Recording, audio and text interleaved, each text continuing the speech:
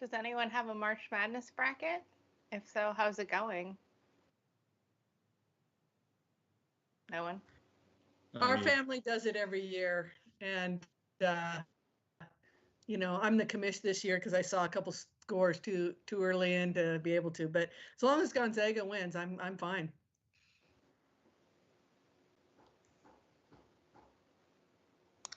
And Heidi, I was trying to pin other council members to the team, so I couldn't unmute. But I have one bracket that had Illinois winning, so that's that speaks for itself, I think. It's not going anywhere good. Nicole, you look like you were laughing. Are you a March Madness fan? No. All right. I'm laughing because I have no idea what you're talking about.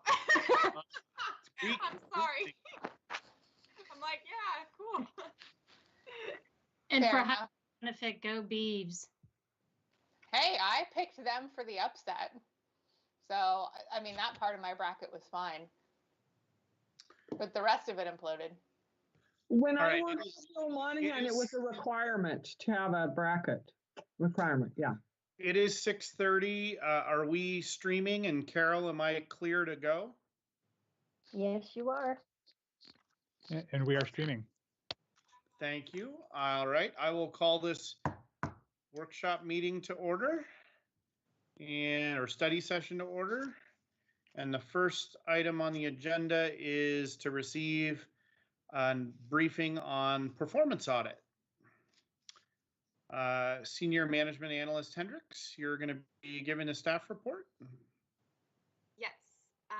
Good evening, Mayor and Council. My name is Nicole Hendricks, and I'm the Senior Management Analyst in the City Manager's Office here at Tigard. I'm here today to give you a brief update on the progress of our performance audit and how it ties to our larger performance management efforts, and then also ask for your input at the end of how you want to receive or performance audit updates moving forward. So before I do that, just kind of a brief kind of background on how we've gotten to this point. So in 2019, we hired Matrix Consulting Group to conduct a performance audit of our general fund operations. And that final report, which is attachment A in your council packet, produced 69 recommendations for operational improvements and 58 performance measures to help build our data-informed decision-making. And so on the right, hopefully you can see the PowerPoint. You'll see kind of a progression of how we've arrived at this point, with last year, 2020, really being our first full implementation year. And this year in 2021, we're really focusing on refining and aligning our measures that were presented in the audit, and then also building upon the audit's foundation to create a long-lasting performance management system. And so in September of last year, I came to council with a more comprehensive update that included a report that listed each measure and recommendation and its status. And I also included that as, I think, attachment B in your council packet. And at that time, we had implemented about 34% of our recommendations, which was on track with what we expected to complete by the end of the year. And you can see in the graph below the recommendations side, in 2019, we expected to complete 12% of our recommendations, and we did complete all of those. And then in 2020, we expected to complete 25%. And that's when I came to you in September. It was at 34% total. And so since September, we've actually completed an additional 26% of recommendations, for a total of 60% of all of our recommendations being implemented to date. And this actually puts us ahead of our kind of scheduled timelines for completion that we had identified. So that is good news. And then in addition, we have our measures.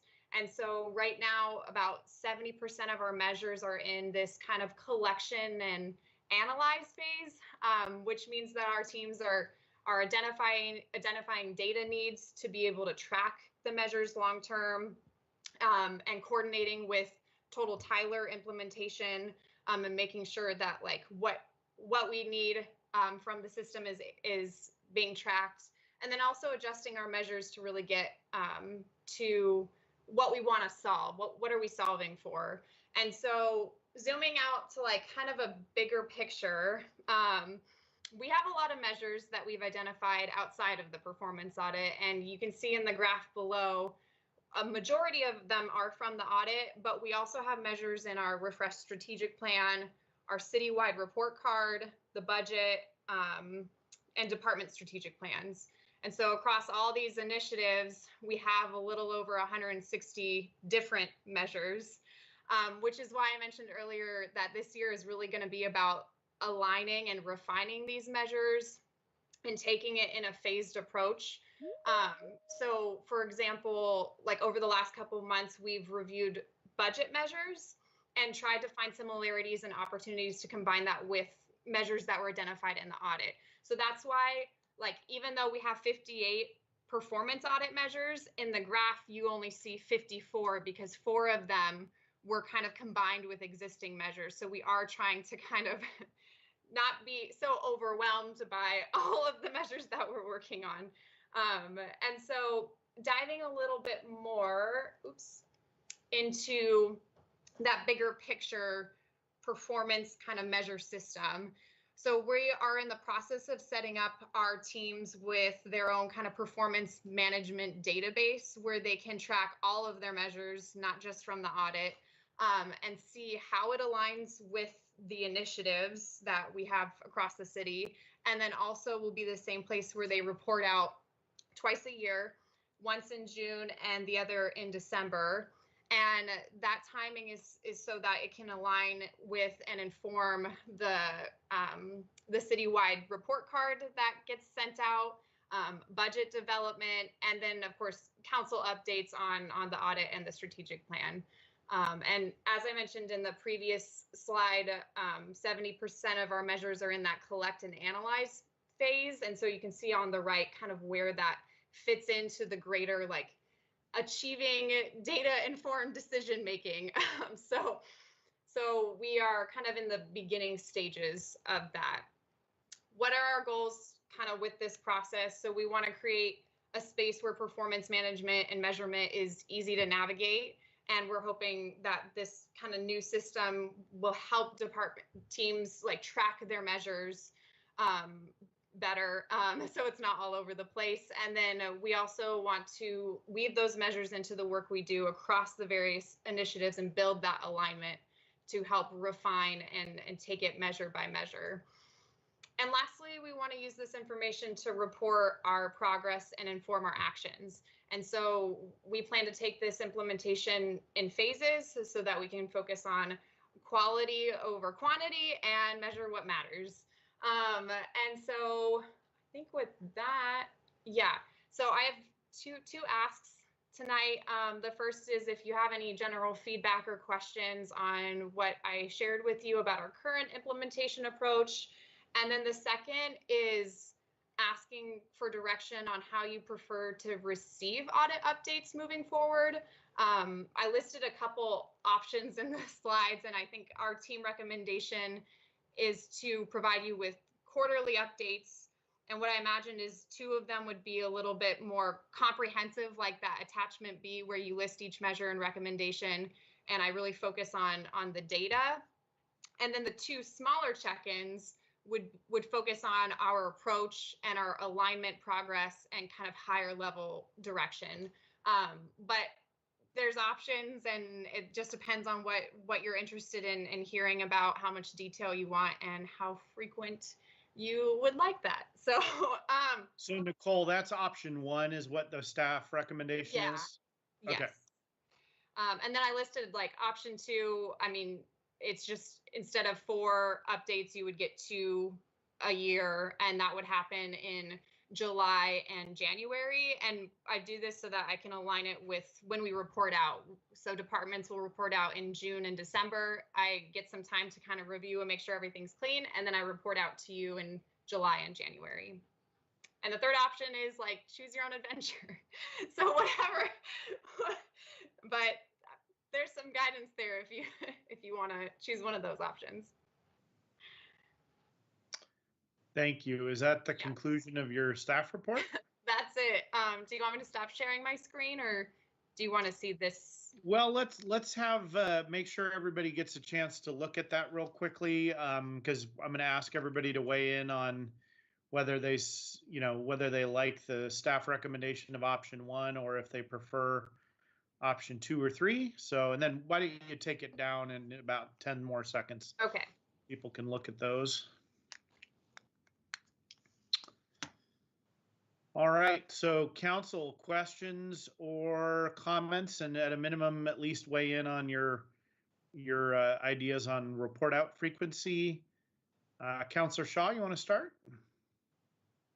Certainly. Thank you, Mayor, and thank you, Nicole. Excellent presentation. I'm really impressed with the amount that was first proposed and the amount that's now been completed. So nice job to the city staff and our team.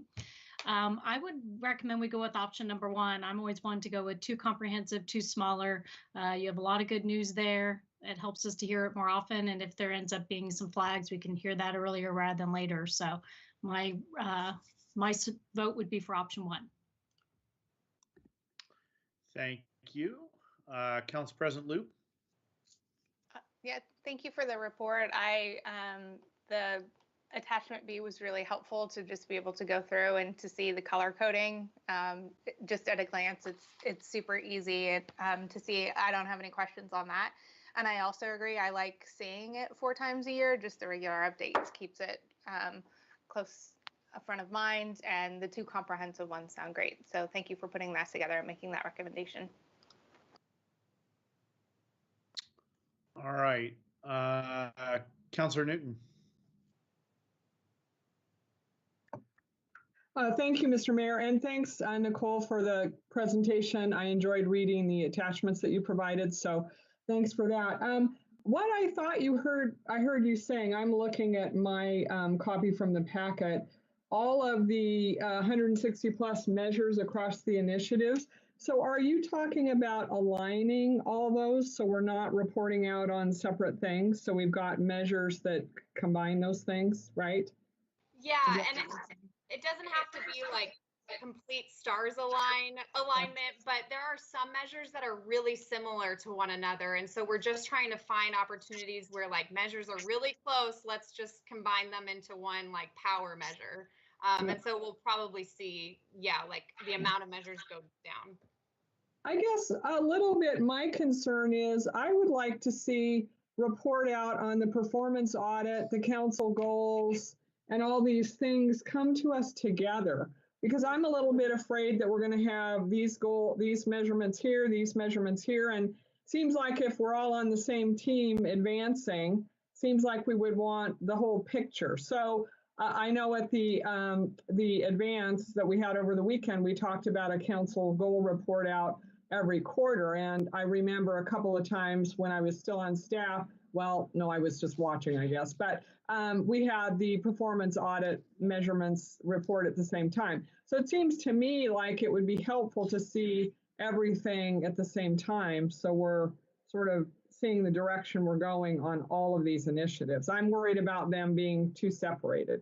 So I would suggest we only want to do it twice a year, fine, but I think quarterly would be good. And I would like to see it done at the same time as we do the council goal report out and work programs or whatever else we want to report out on. So those are my thoughts.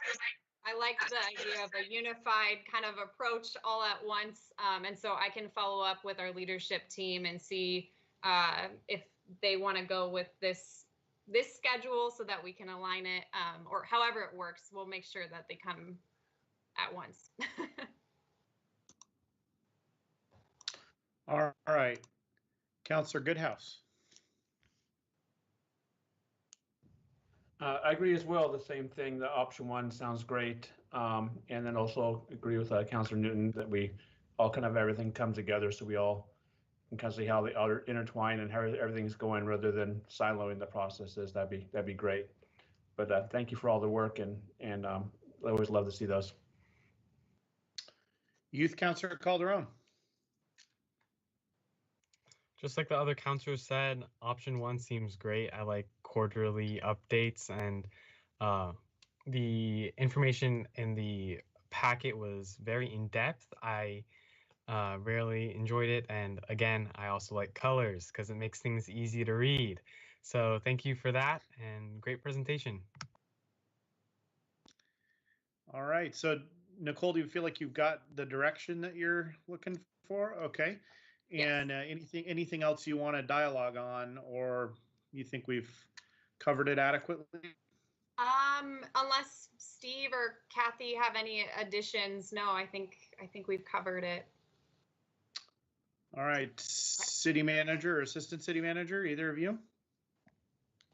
Nothing in addition from me. Okay. Nope.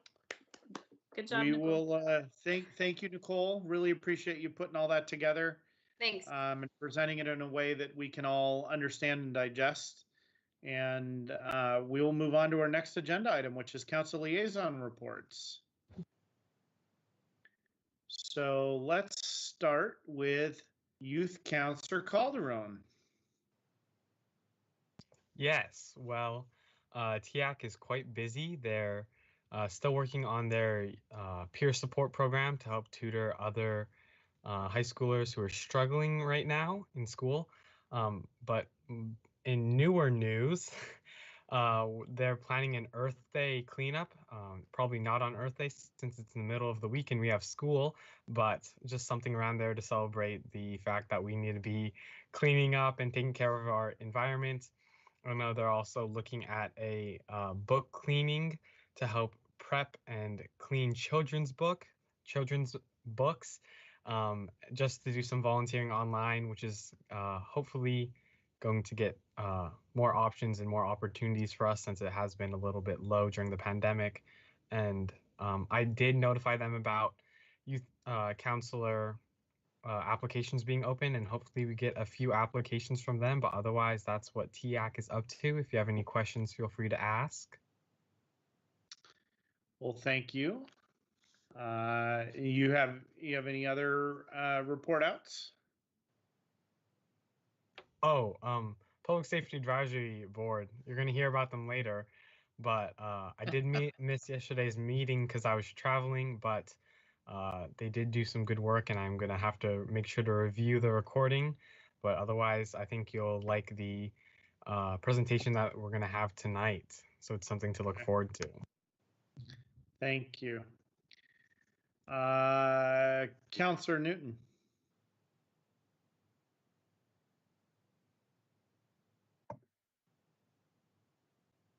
You are muted. Sorry, Councillor Newton. I apologize. Comcast was here for 6 hours today, so we'll hope everything works. I reported a little bit on the CDBG grants that the Tiger community will benefit from last month, but we got word, and I think you probably all saw it, that Tigard's allocation for the CDBG next year will be $293,843. $146,921 will come directly to Tigard for housing programs. Anything that's in our affordable housing plan would be eligible. I know Senior Planner Warren has been working with the staff at CDBG, and he's going to present information on May 25th. So we'll learn more about how we might be able to use those funds. Lake Oswego Tigard Water Partnership.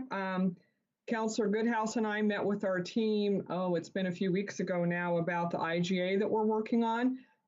Mayor Buck and Councillor Mans from Lake Oswego are very receptive to hearing our proposals, so we're looking forward to getting something to them soon. We're hoping to give them an update on April 5th, which is our next meeting, so we're waiting to hear back from the team. But I'm looking forward to finally making getting some movement on that. With the community roundtable, the last meeting we talked about the CFC proposal. So a lot of our nonprofits and faith community got a preview of what the city's plans there. And then, as Youth Councilor Calderon mentioned, the Public Safety Advisory Board, I'm really excited for the plan that we're going to be presenting tonight, the work program. We've made a commitment as a board to integrate equity into all of our conversations. And so we're thinking about that as we move forward. We had a good presentation last night on body-worn cameras. And so you'll hear more on that too later. But I tell the group after every meeting, I'm just really honored and grateful to be a part of that group. The conversations sometimes are difficult, but people are just very honest about sharing their lived experiences. And for me, as a person not of color, but who's also a counselor, it's really helpful just to be able to listen and hear. And I'm just so appreciative. We did get, I'll make this really quick, a Portland State student who lives in Tigard had a requirement to attend a board meeting. So he watched the Public Safety Advisory Board meeting, and he sent the group an extremely touching complimentary email about how proud he was to live in Tigard, to have a group that could have those kinds of conversations in a safe environment. So I'm sure some of you are checking out the meetings when you can, but for the public that's watching, please try to check them out. And I'm hoping it can be a model for community conversations that we have in the future. So I will pass it on to the next counselor. Thanks. All right. Thank you, Counselor.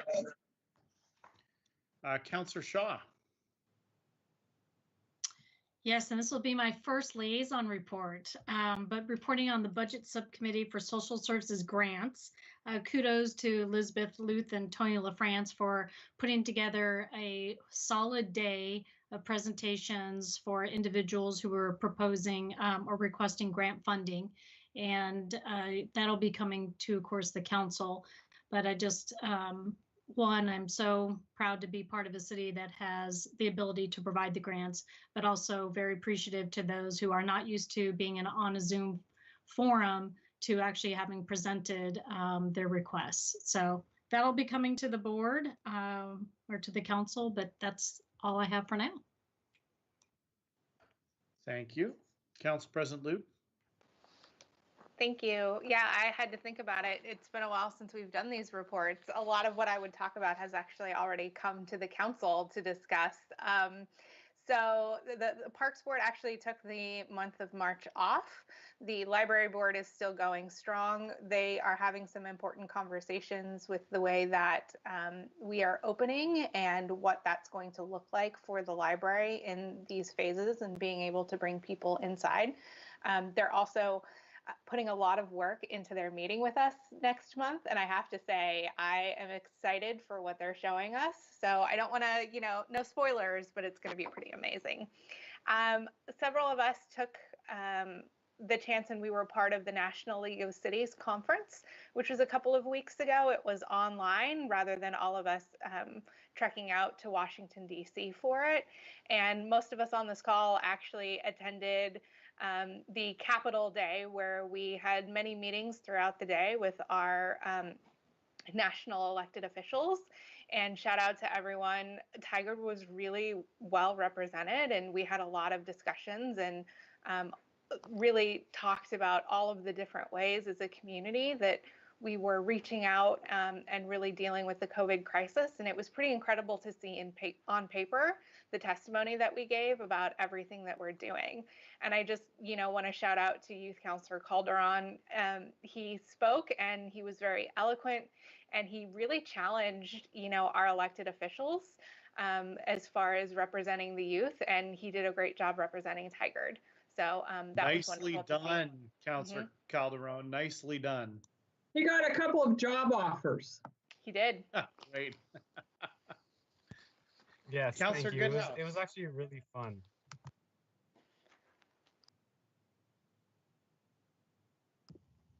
Yeah, he did a great job, and I'm thinking back when we did our last liaison reports. It's been a while, so there was the NLC conference as mentioned. That was great. At that, I got put on the Race Equity and Leadership Council for the National League of Cities. So that was a surprise to be put on that. But learned a lot of that conference, and of course all the Hill visits were really good. I'm trying to think, there wasn't really too many other things. An interesting fact with the another way to look at COVID numbers and COVID numbers going down, there was the WA Housing Committee meeting last week, and Clean Water Services was on there, and they were talking about from testing the sewage that the COVID amount of COVID tests is drastically dropping. So if that's a kind of another nice indicator to show that not only from testing sources, but testing the sewage, the COVID amount of positive cases or the amount of it's going drastically down. Otherwise, I don't have any other early updates. So, Councilor Goodhouse, just so I understand, were they were reporting on the amount of COVID in the sewage testing, like from? Yeah, from testing. Yeah, from testing the sewage, so they can see that the levels of you know, positive or amount of I don't know the exact terms, but whether the particles or so forth, but there's been a drastic decline of being able to test it or find it in our sewage. Got it. Well, that's very encouraging. Do you have anything else to report out? No. Okay. No. Yeah, Councilor Newton mentioned it too with the progress we're making with the LOT governing agreement. We're in the process, I think she mentioned, but we're in the process of drafting up that agreement and then can continue working with Lake Oswego to get that finalized. Well, I've got a couple. Oh, Councilor Newton, you gonna ask a question? No, Mr. Mayor, I was remiss in not mentioning the Committee for Community Engagement, which is also a really great committee. At their last meeting, they talked about urban renewal, the webpage refresh, Washington Square. And the main thing I wanted to mention is they're having a special meeting in April. They're going to be reviewing their bylaws, but also talking about how the Committee for Community Engagement can do more engagement and outreach. So they're going to be having a really good conversation about that. And I was remiss in not mentioning that. I just didn't see it in my notes. So thank you. All right. We'll move on to my liaison report, which is primarily going to be about transportation. And I wanted to update you all on happenings at the Washington County Coordinating Committee and also discussions at JPAC around just projects. You know, the federal government has indicated to us, or our congressional representatives have indicated that there's a decent possibility that earmarks will be coming back. I think you've all probably heard that.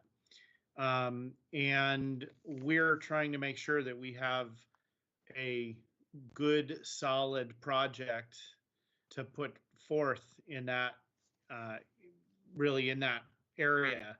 And so staff and myself and others, particularly transportation planning staff, have been looking at what we might want to ask for in earmarks. And what we've come up with is projects along Hall Boulevard, not directly related to jurisdictional transfer, but things that would, like bike and pedestrian improvements and other things along the corridor, all along Hall Boulevard and the corridor in that area, to make jurisdictional transfer more possible. But it's not a direct, we're not requesting money to just build road surface, and those aren't typically the kinds of projects they want to, they don't want to be funding deferred maintenance anyway, and that's not what we're asking for. So I just want to be clear about what's going forward there. And I actually testified at JPAC about this last week. And we also had discussion at Washington County Coordinating Committee about it. And it has made it into the regional ask around earmarks. And the region is trying, and actually this has been a quick but a pretty good process to try to get the sort of a list of regional asks together that is in a certain dollar amount, because the earmarks will, they want them to be a certain size, not too big, not too small. So in any event, that's what I would share on that, and make sure that you guys are aware. It looks like Councilor Shaw has a question or a comment about that, so we can go to her. And then Youth Councilor Calderon, did you have your hand up on purpose? Yes, I just forgot to Okay. mention with TIAC, we're reviewing our bylaws. So sometime within the next month or two, it might just be on the agenda to change it because Okay. they haven't been reviewed in quite a long time. So that's something we need to do. Thank you. Councillor Shaw. Yeah, thank you, Mayor. We had been instructed by Congresswoman Suzanne Bonamici to call it the community benefit programs and not earmarks. So for what that's worth, I'm passing that along. Community benefit programs. Okay. I'm making note. All right. Second thing I'll share is that I was put on the Oregon Mayors Association Board of Directors, so just a heads up on that. So I'll be helping to lead that organization. I've already been pretty active as a member and served on a couple of subcommittees, helped plan their conference last year, and been a speaker. So that was an exciting assignment for me, and I'm just starting now. So my first board meeting will be in April. And that's all I've got for liaison reports. Anyone else have anything that they forgot or questions about anybody else's report out? All right, we will recess the meeting and come back for the business meeting at 7:30. Thank you all.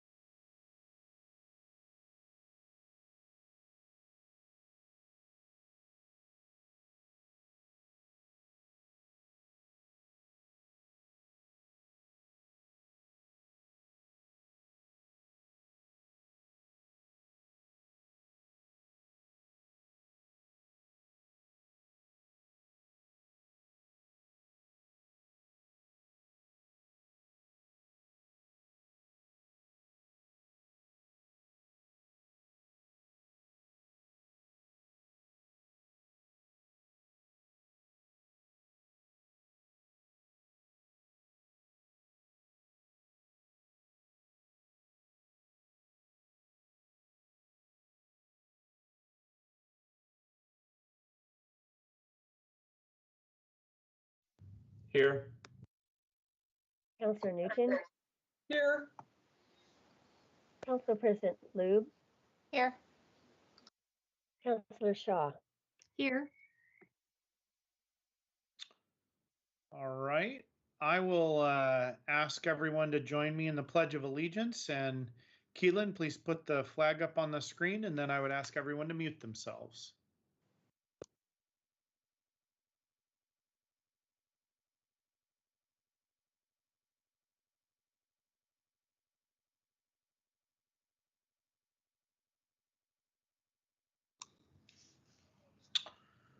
All right, thank you.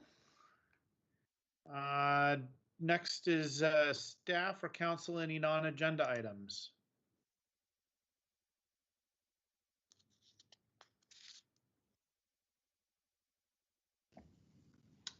Mayor, we do not have any non-agenda items. Thank you. All right, thank you. We'll move on to public comment. City Recorder Krager, I believe we received 2 pieces of written comment received by the deadline today of 4:30 p.m. Is that correct? That's correct. So we had a letter from Jenna Albert about she was concerned that the name of an apartment complex in Tigard is racist. And I would ask that staff make sure that that feedback get to the owners of that apartment complex, number one, and just so they have that information and can act on it as they see appropriate. I don't think that's a publicly owned property, is it? I think, and City Manager Reimer, I realize you may not know, but I'm guessing some of the community development staff may know whether the Colonies is owned by, I don't think it's a government-owned building, is it? Anyone else know for sure? Okay. City Manager Reimer, maybe staff and community development can research that and make sure that it's privately owned. And if it is, make sure the owners get that feedback from that letter. Yeah, we will do that. Okay, thank you. The second letter that we received was about a proposed development, I think, on Fern Street near Ascension Drive. We've gotten some similar written public comments in the recent past, and this was from April Lacombe. Did everyone on the council see that written public comment as well? Okay. Thank you. Let's see. If anyone wants to make phone-in public comment, there's an opportunity to do that. To do so, you need to call the following phone number, 503-966-4101. Again, 503-966-4101. Mr. Cleary, do we have anyone in the queue now? There are no callers in the queue. Okay. We'll wait just a few moments, see if anyone dials in.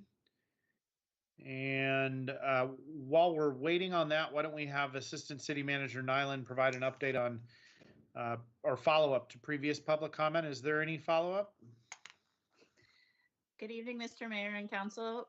There's no follow-up on previous public comment, but I do want to let you know that the presiding judge has received her official city pin. So that was delivered last week. Thank you. And Mr. Cleary, anybody dialed in while we were waiting? Mr. Mayor, still no callers. Okay.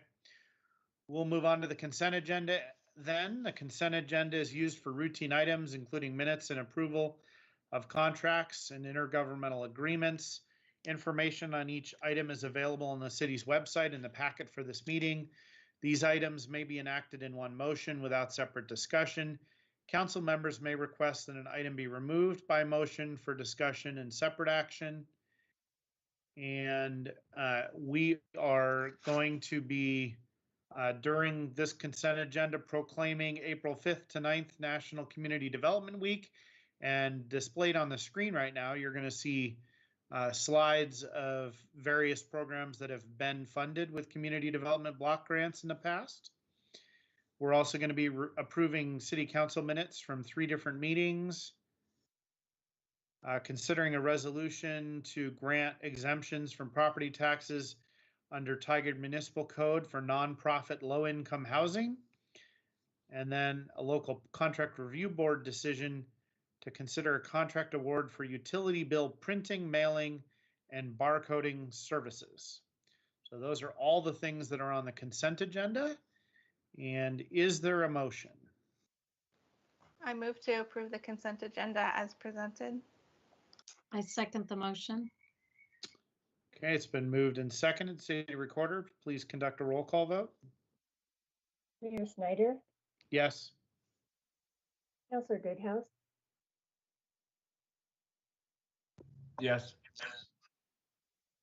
Councilor Newton, Yes. Council President Lube, Yes. Councilor Shaw. Yes. All right, the consent agenda is adopted unanimously.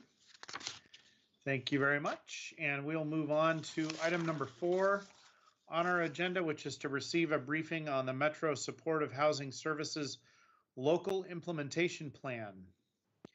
And both Senior Planner Warren is going to introduce this topic, and then some staff from Washington County Department of Housing Services will also brief us. So, Mr. Warren, you ready to take it away? Yes, I am. Good evening, Mayor Snyder and councilors. My name is Skylar Warren, Senior Planner in the Department of Community Development. I'm pleased tonight to introduce Jess Larson and Allie Jamison from the Washington County Department of Housing Services.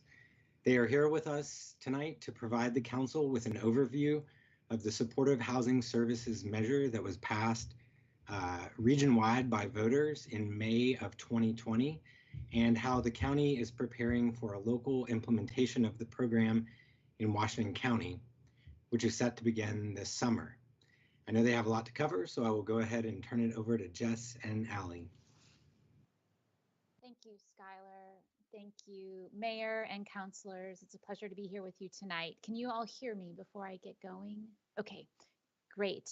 Oh, and then is there a PowerPoint presentation that is uploaded, or should we be sharing our own? I'm sorry for the confusion. Skylar, what did you have planned, or what does the staff have planned? Generally, we have them share it, but we could pull it up from the CC presentations folder. Jess, would that be easier?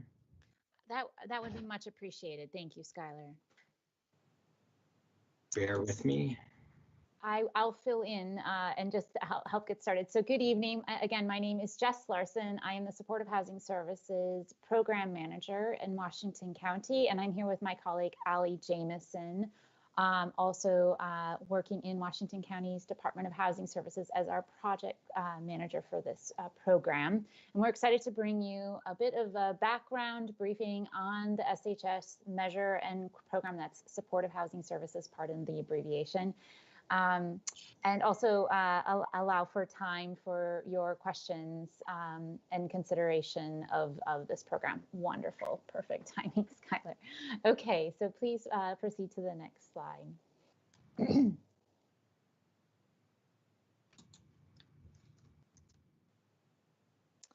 So this is just a review of just what I've described. So you can go ahead to the next slide, please. All right, so as a background, the Supportive Housing Services measure was approved by regional voters in May of 2020 with over 58%, or with 58% support from the region's voters.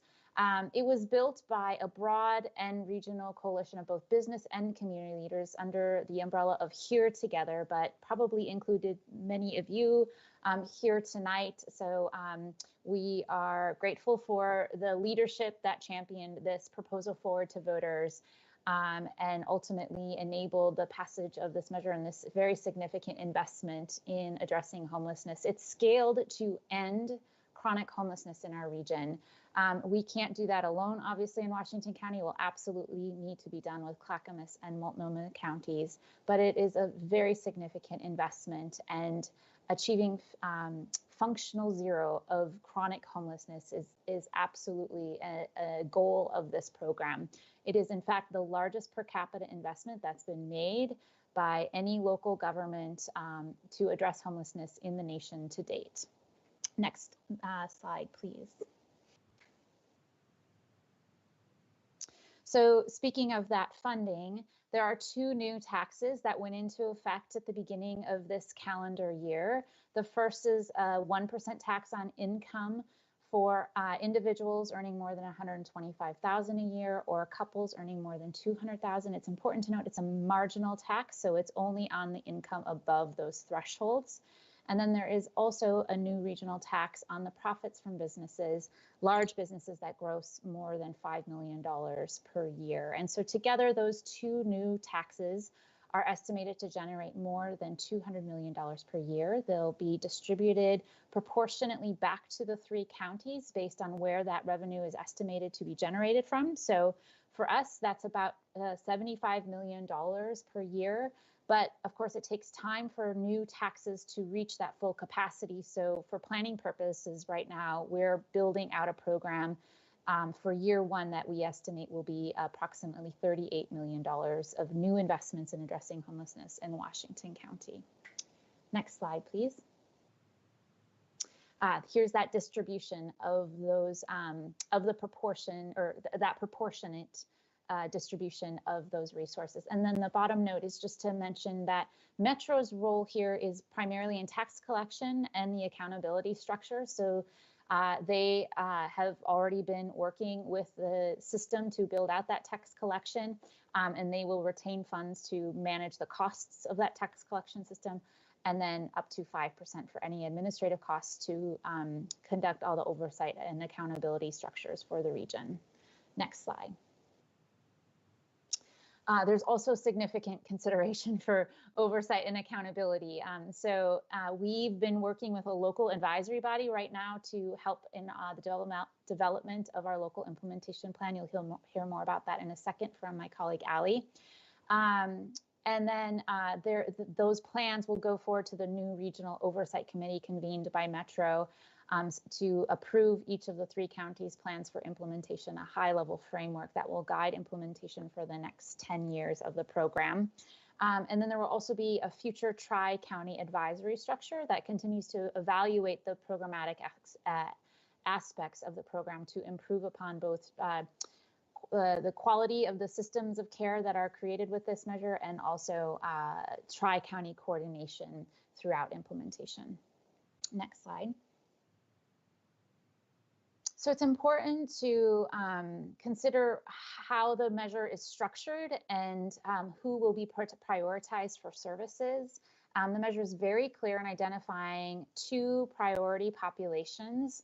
The first often is described as people experiencing chronic homelessness, but because that's a federal definition that comes with a lot of limitations, like it doesn't include families, for example, the measure describes a much more specific definition, and that is more inclusive and locally flexible to include populations or communities often excluded from that federal definition. So it prioritizes population A, priority population A includes people with disabilities who are experiencing or at risk of experiencing extended or prolonged or sometimes chronic homelessness, and people who have extremely low incomes, and those households with extremely low incomes. That's a definition described as 30% area median income and below. So a more inclusive definition of generally what's considered chronic homelessness. And then the priority population B population is described as people experiencing or at risk of experiencing homelessness, periodic homelessness, economic-based homelessness, short-term homelessness, doubled up, those kinds of things. So homelessness that is not compounded by a present disability or an extremely low income or a period of time, an extended period of time. So pretty much anyone else at risk of homelessness. And of course, the measure also is designed to lead with race and with significant considerations throughout all elements of the program for how we are advancing racial equity, because it must be completely understood that Black, Indigenous, and people of color in our communities are currently disproportionately impacted by homelessness. And I think the next few slides describe that further. If you could advance them, please. Well, first, this is just some quick stats on homelessness in the region. So at the last point in time count conducted by the 3 counties, there were a total number of 5,711 people experiencing homelessness in that one point in time. But it's important to consider other data points because we all know the shortcomings of point in time counts. So we also look to the Department of Education's consideration for students who experience homelessness at any point during the calendar year. And the last count of that calendar year of student homelessness was over 7,000 students in K-12 schools in the region experienced homelessness. There's an expectation that nearly 4,935 households are experiencing chronic or prolonged homelessness in our community or at risk of it. And 17,500 households are at risk of homelessness. And then, of course, the consideration for the tens of thousands who are rent burdened right now, even more significantly. This is data prior to COVID. And so we all know how COVID has impacted households with low incomes and lost wages and the risk of homelessness or the challenges of being severely rent burdened. Next slide, please. So here are some of those data points that we were describing about the disproportionate impacts of homelessness for people of color in our community. This goes deeper into that renter cost burden consideration and looking at the cost burden of households by race in our community. You can see the stark difference between Black and African American renter households who are cost burdened with their rent payments at a rate above 60%, whereas white households are, well, I feel like this slide might need some data checking because the text on the right is in conflict with the numbers below. So I'm going to just move on from this slide and take it back to my team and double check some of these data points. But nonetheless, the disparity between race and ethnicities, white and Black households in cost burden. Here is Black and Indigenous households represented within the context of the greater homelessness population. So you see that Black Indigenous households make up 5% of our total population. That's the bottom line. But in the population experiencing homelessness, they comprise 20% of the total homeless population. Again, a very stark and clear representation of disproportionate impacts for BIPOC communities in the rates of homelessness. Okay, next slide, please. So those slides meant to demonstrate why this measure was designed to lead with race, with significant considerations for how the program at every step of the way is advancing racial equity. Here, we return to sort of the general structure of the supportive housing services program. It combines housing services and supportive services together to create supportive housing services. So those housing services often include things like long-term rent assistance, the tool that buys the rent down from the market rate rent, or even sometimes an affordable apartment rent at 60% down to 30% or 17% or whatever the household can afford. And also other housing services like emergency and short-term housing interventions, rent assistance, move-in costs, you name it, whatever it takes to address and end homelessness and achieve stable housing by way of housing interventions, if you will. And then supportive housing must also include these supportive wraparound services, the case managers who help people get into housing and overcome any barriers to housing, behavioral health support, addiction and recovery services, peer supports, employment supports, again, whatever it takes to help a household both secure housing and be able to stay stably in that housing. And the goal for this measure, as I described, it is scaled to achieve functional zero of chronic homelessness. And the mechanism for doing that is by way of creating these supportive housing placements, these ongoing programs that help to keep the rent permanently affordable and keep those supports in place as long as the household will need it. And to match that current estimated need of 5,000 households, The program is scaled to provide 5,000 supportive housing placements. And for us in Washington County, our portion of that commitment will be 1,665 supportive housing placements. Next slide, please. So this is a quick image that sort of depicts that what I just described is the three-legged stool of supportive housing. You have that long-term rent assistance I was describing, plus those wraparound supports. And then of course you have the physical unit wherever that household is going to actually move in and call home. This measure funds the two legs of the stool because those are the ongoing operating needs of supportive housing. But the capital investments will primarily be provided for through, well, investments like our affordable housing bond in the region, but also market available housing within the market. So we can work with both those tenant-based programs and project-based programs to achieve supportive housing placements with the additional rent assistance and wraparound services.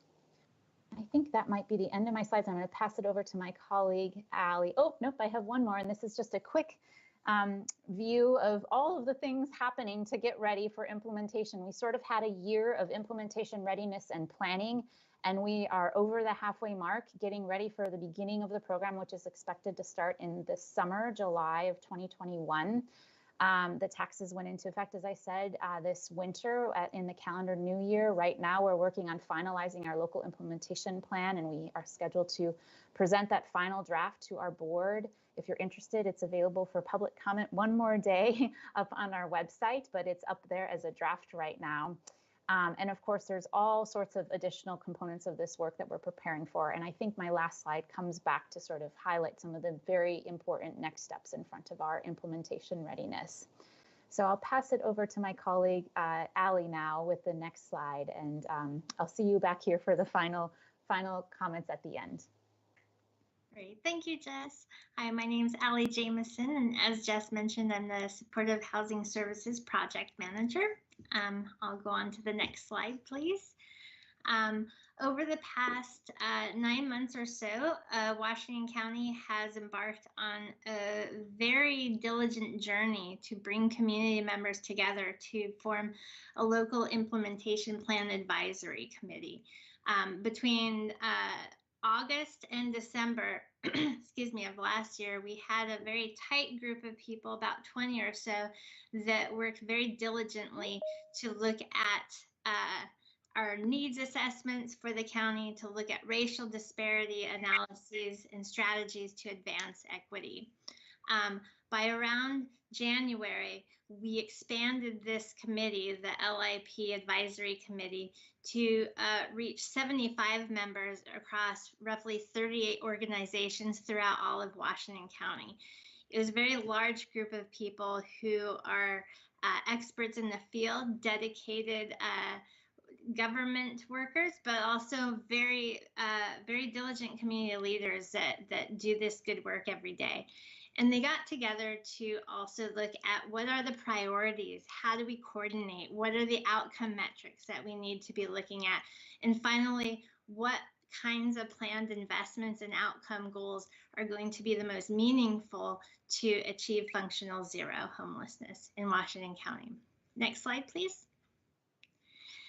We currently have a bunch of additional working groups that are meeting routinely to really do deeper dives into some of the other moving parts here. We have a regional long-term rental assistance and unit capacity working group, a shelter capacity for Washington County, service provider network development, data management, and coordinated entry systems, as well as county and city staff coordination that are happening on an ongoing basis.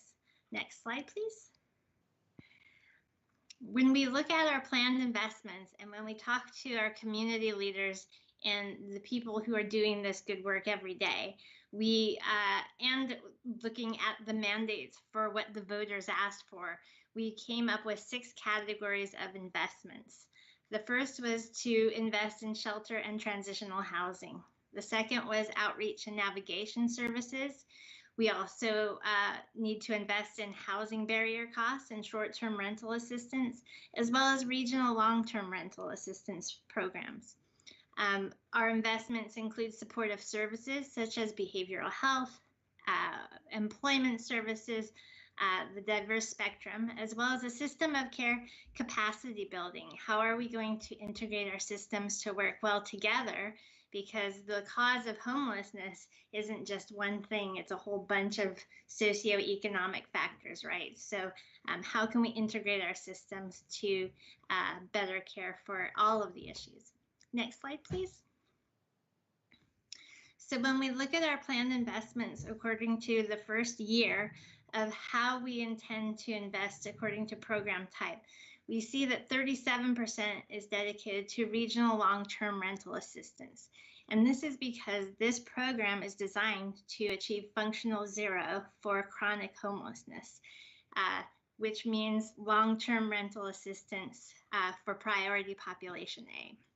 We also see that there are dedicated supports for shelter and transitional housing, as well as supportive services in the next larger chunks of income, followed by housing placement and short-term rental assistance and outreach. Next slide, please.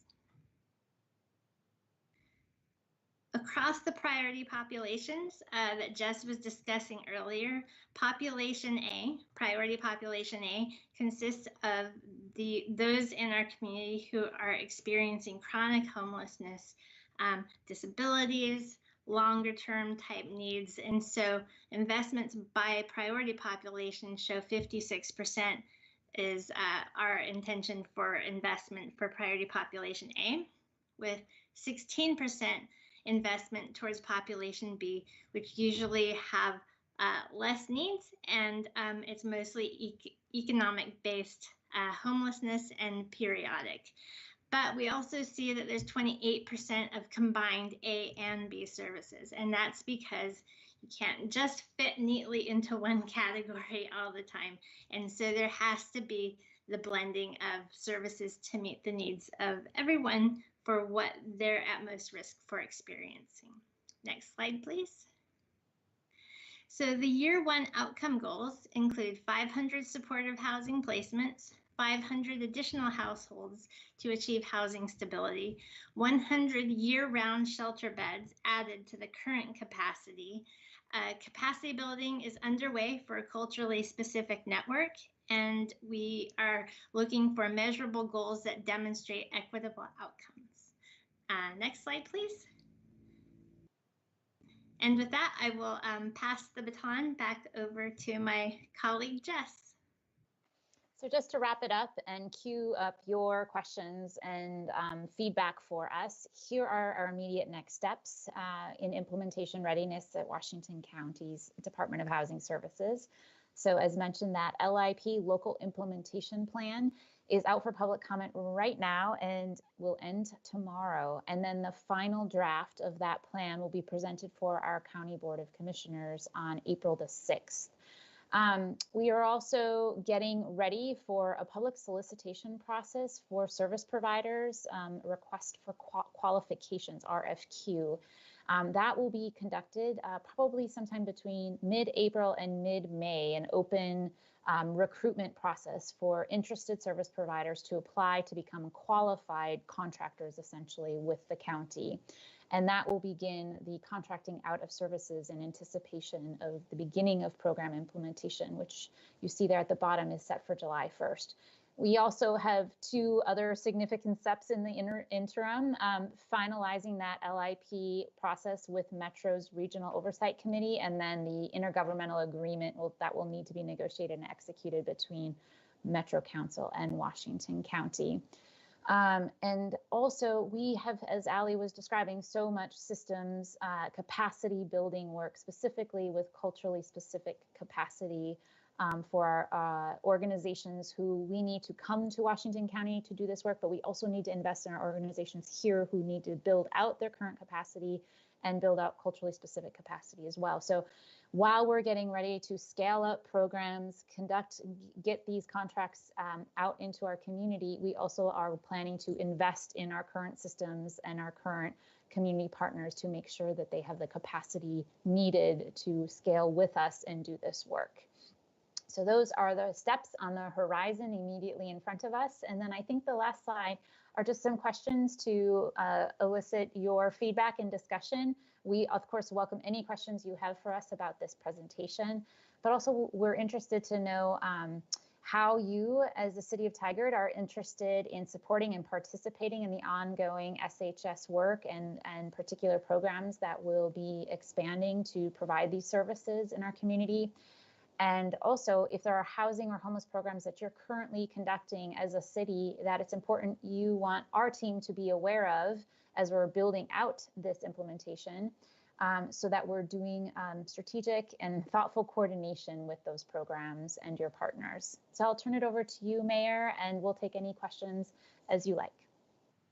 Thank you very much. I appreciate both of you and your presentation. I anticipate we'll have a number of questions. I don't usually do this, but I'm gonna start with my questions first.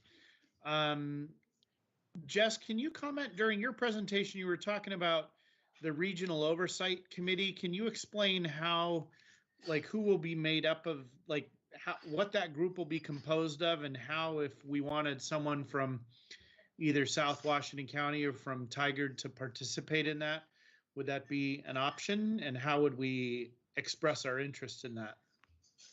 That's great.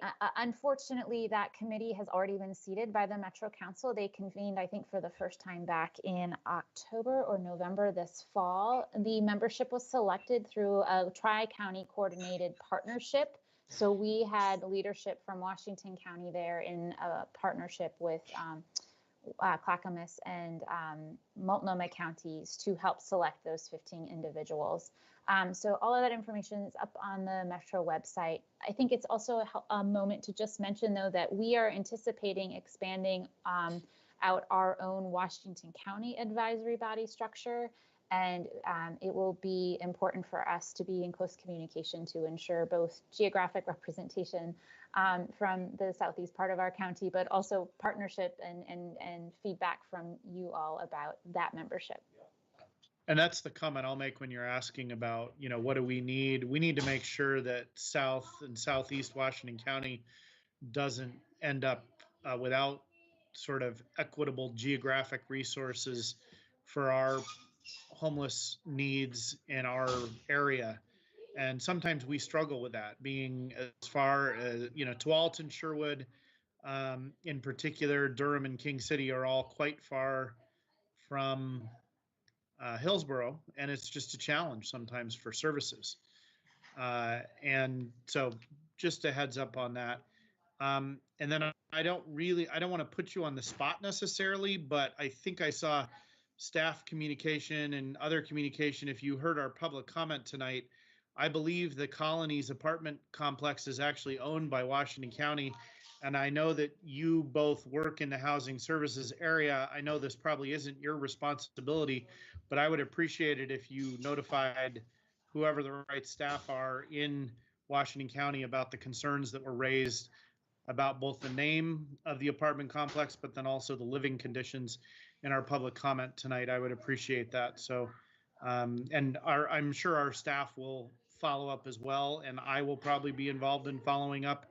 But just wanted to mention that.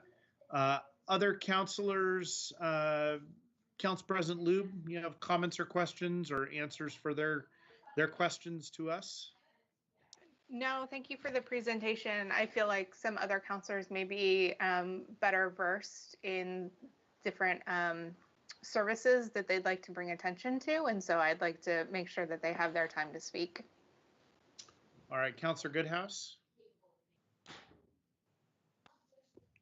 Yes, thank you for the presentation. And you're mentioning some examples, and I was wondering with the wraparound services, I'm on the board of directors with Family Promise, which is a great organization that really kind of takes a homeless family through the process of then getting them on their feet in a place to live and transition on. And I'd hope that some kind of a similar model would work with this, where not really building affordable housing and then have people stay there, but have a program with wraparound services where take someone that's homeless, help them get into a place that's affordable, but then also provide those skills as far as and resources, whether or not they have kids and they need help with resume writing, or they need resources. There's all kinds of resources out there that people don't know. So rather than reinvent the wheel or using the extra money, turn people to those resources and put a program where it keeps continuing on, where maybe it's 1-year cycles where people go from homeless to there, then into a program, they have their own place and then they have their own home. I think would ideally be the best way. I'd hate to see this be something where you build the affordable housing, people stay there forever, and then we have to try to build more. Thank you, Councilor, for your question and your comments. I think that is important that we are both helping families get back on their feet and back participating in the workplace or educational opportunities or whatever is right for that household to be successful and prosperous and be able to financially advance, if you will, as a family. And it's also important to recognize that many households who will be served by this program and are experiencing prolonged homelessness are households with severe and persistent disabling conditions where they live on fixed incomes of less than $1,000 a month, oftentimes by way of veterans benefits or Social Security disability. And those incomes, monthly incomes, are simply not going to be enough to afford to be able to move on. And so that's why there's also housing programs structured to ensure that there isn't, in some cases, time-limited housing support so that households don't return to homelessness. So it's a both-end approach, if you will. But thank you for your question and your comment. Yeah, and I was going to mention that too. Part two is that not only with disabilities, but I think a big rise we see is mental illness or mental health. That's really hard for those individuals to get the assistance they need, the help they need, but also somewhere a living that they can actually be. That's one of the hardest, I think, with just knowing from experience that how do you find housing for someone that's got mental health illness, especially if they've had a run-in with the law and then they have a record or they've been arrested, then it's very unlikely they'll find some place and to be able to get help and get that support. So, if there's probably an aspect of that, but if not, that'd be great to see an aspect of that really there to have all those services, because that's, it's kind of one of those NIMBYs, not my backyard, where people don't really, there's a major health problem, but they don't want that, mental health people staying in a certain area. So we really need to focus on that, figure out how we can provide those resources and help those individuals. All right, Councillor Shaw. Yes, thank you, Mayor, and thank you, Jess and Allie. Appreciate the presentation. Just a couple of questions. First would be, I'm on our social services subcommittee, and the city of Tiger, like many other cities, help provide grants to a number of organizations that are service providers. We are happy to try and get that information out so they can potentially become a contractor. So any way we can help, I'd be happy to do so, and the city would be happy to. Couple of questions. One, on functional zero, you had mentioned there was 1,665 placements that'll take place in Washington County. Do you know per city what that ends up being, or have you not gotten that granular? We haven't gotten that granular, but that would be, just even proportionately to sort of map out over the county, that would be an interesting exercise. What we do have right now, and this is another opportunity for you as a city council to partner with us, because we know you've been so proactive in partnering with us in the housing bond implementation, that there is opportunity to take some of the projects that are coming online by way of the affordable housing bond and start to think about programming, adding in additional supportive services so that we're helping use some of those future capital investments to house people who most need it, to house the households that are going to be targeted by this program. So that's one opportunity of not as granular as you were asking, but it's a strategic opportunity for aligning those capital investments with these investments. And then the other component to answer your question is that much of the program's rent assistance will probably be distributed by way of something that's called a tenant-based voucher, which means that the rent assistance moves to wherever the tenant may choose to live. And so we want that flexibility. We want to be able to help households choose the right neighborhoods, communities, access to employment, transportation, family, community networks, and things like that. So there won't be a control for where the vouchers are utilized, even frankly within the region. But we as a county are committed to funding at least 1,665 of these placements. Okay, great. And perhaps Jess, we're approximately 10% of the Washington County population. So could Councillor Shaw take 10% of that original number you were describing and just guesstimate it, maybe? We would be so thrilled to work with you on creating 160 supportive housing placements in the city of Tigard. Absolutely. Great. Thank you, Mayor. And one last question. On your slide, you said how we would like to support and participate. And we obviously would like to as a city. What are the opportunities in addition to this? I think you mentioned a regional advisory, but are there other opportunities?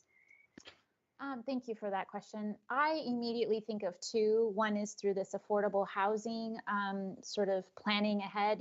I'm sure your council and your staff are working very closely with these affordable housing investments, both by way of the bond and otherwise. Those capital investments are incredible and important opportunities that we don't miss for aligning and leveraging these supportive housing placements. That's one. Another is around shelters. We don't have year-round shelter capacity for individuals anywhere in Washington County at this time. That is a priority as we build out this system of care to be responsive to the needs of our community. We know we need year-round capacity for shelters, and we don't want that to be siloed or, only located in one part of the county. We want at least 4, I think our goal over time is 200 year-round shelter beds, at least in 4 different parts of the county. And you all probably know how challenging it is to site permanent shelter. And that is an opportunity and a need to partner with the city council if that is work you would be supportive of helping make happen in the future in the city of Tigard. Thank you. Jess, we were just talking about this as one of the major areas that we need to focus on in our next 2 years at our council goal setting session just in the last 5 days. So I think you'll find a receptive council here. Youth Councillor Calderon. No questions at the moment, but I'm glad to see that in the presentation that BIPOC are being recognized as someone who are disproportionately affected by homelessness. And I'm really glad that we are making sure that we are equitable in our solutions. So thank you for the presentation and good work. Councillor Newton. Yeah, thank you very much for the very informative presentation. A lot of the questions and comments I was going to ask and make have already been made. I just would emphasize a couple of things. First of all, Mayor Snyder mentioned that addressing homelessness in our community is one of our council goals for the next 2 years. So wanted you to know that. And also as the city's representative on the CDBG Policy Advisory Board, I'm always impressed with what's available in the area, like in Tigard. And so I'm, or the southeast part of Washington County to assist. So I'm glad to see the effort to identify with culturally specific networks. I think we can leverage a lot if we use those organizations and agencies that are already in place and tie units or tenancies to where the services people need are. So, and I'm also understanding that navigation services are important. A lot of these folks just don't know what resources are available. They don't know how to access them. And so that's really important. So I would make that comment. And then one thing I would like you to know about Tigard is the efforts that we're making in affordable housing. We're all pretty proud of that. We have that new project next to our senior center that got some CDBG funding. So it's really a priority for us. I echo Youth Councillor Calderon in saying it's really important that equity be at the top of mind in addressing this. So it's something we in Tigard are committed to, and so we would love to work with you closely on addressing this. Thanks. And just the last thing that really stood out to me was the statement that you made that this is the largest per capita measure to address homelessness in the country. And I think as a region, we should be really proud of that. You know, we're at a point now where we have the money. Now we need to deliver on it. And, you know, that's a challenge, but having the money is also a challenge. So I'm just, you know, really glad that the region decided that this was important enough to make it happen. But I also think it's important for us to reflect on the fact that we as a region have taken that step to fund this in such a meaningful way. So thank you for pointing that out. And I just wanted to reemphasize that for our community and the greater group that's watching tonight. Are there any other, Jess, do you have any other final comments or questions, or Allie, anything further? Well, is it appropriate for me to pop in your text chat the link to information on funding opportunities, or I can just point you all to the website, the Housing Services website there under Supportive Housing Services has a link to our funding opportunities. Councilor Shaw, you were mentioning wanting to share those opportunities with other organizations in the Tigard area. So we welcome you to help us recruit those potential service partners into our pool of qualified contractors. Jess, I would ask you email that.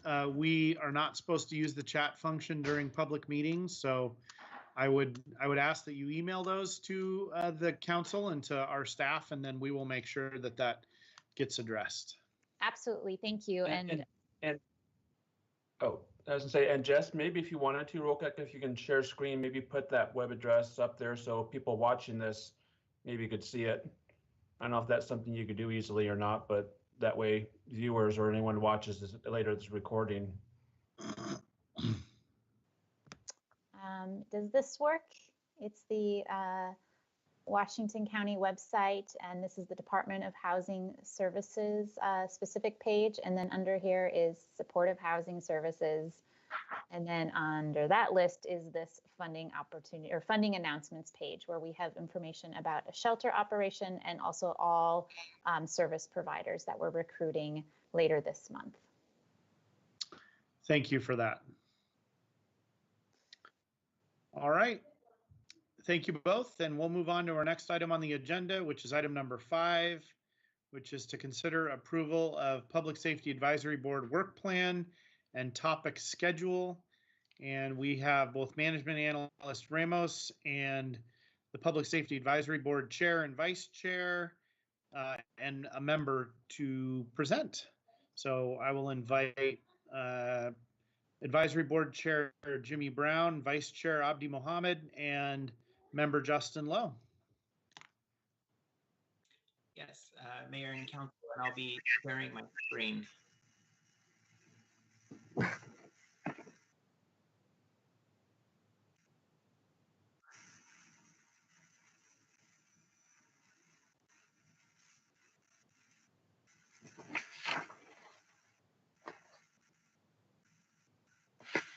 Okay.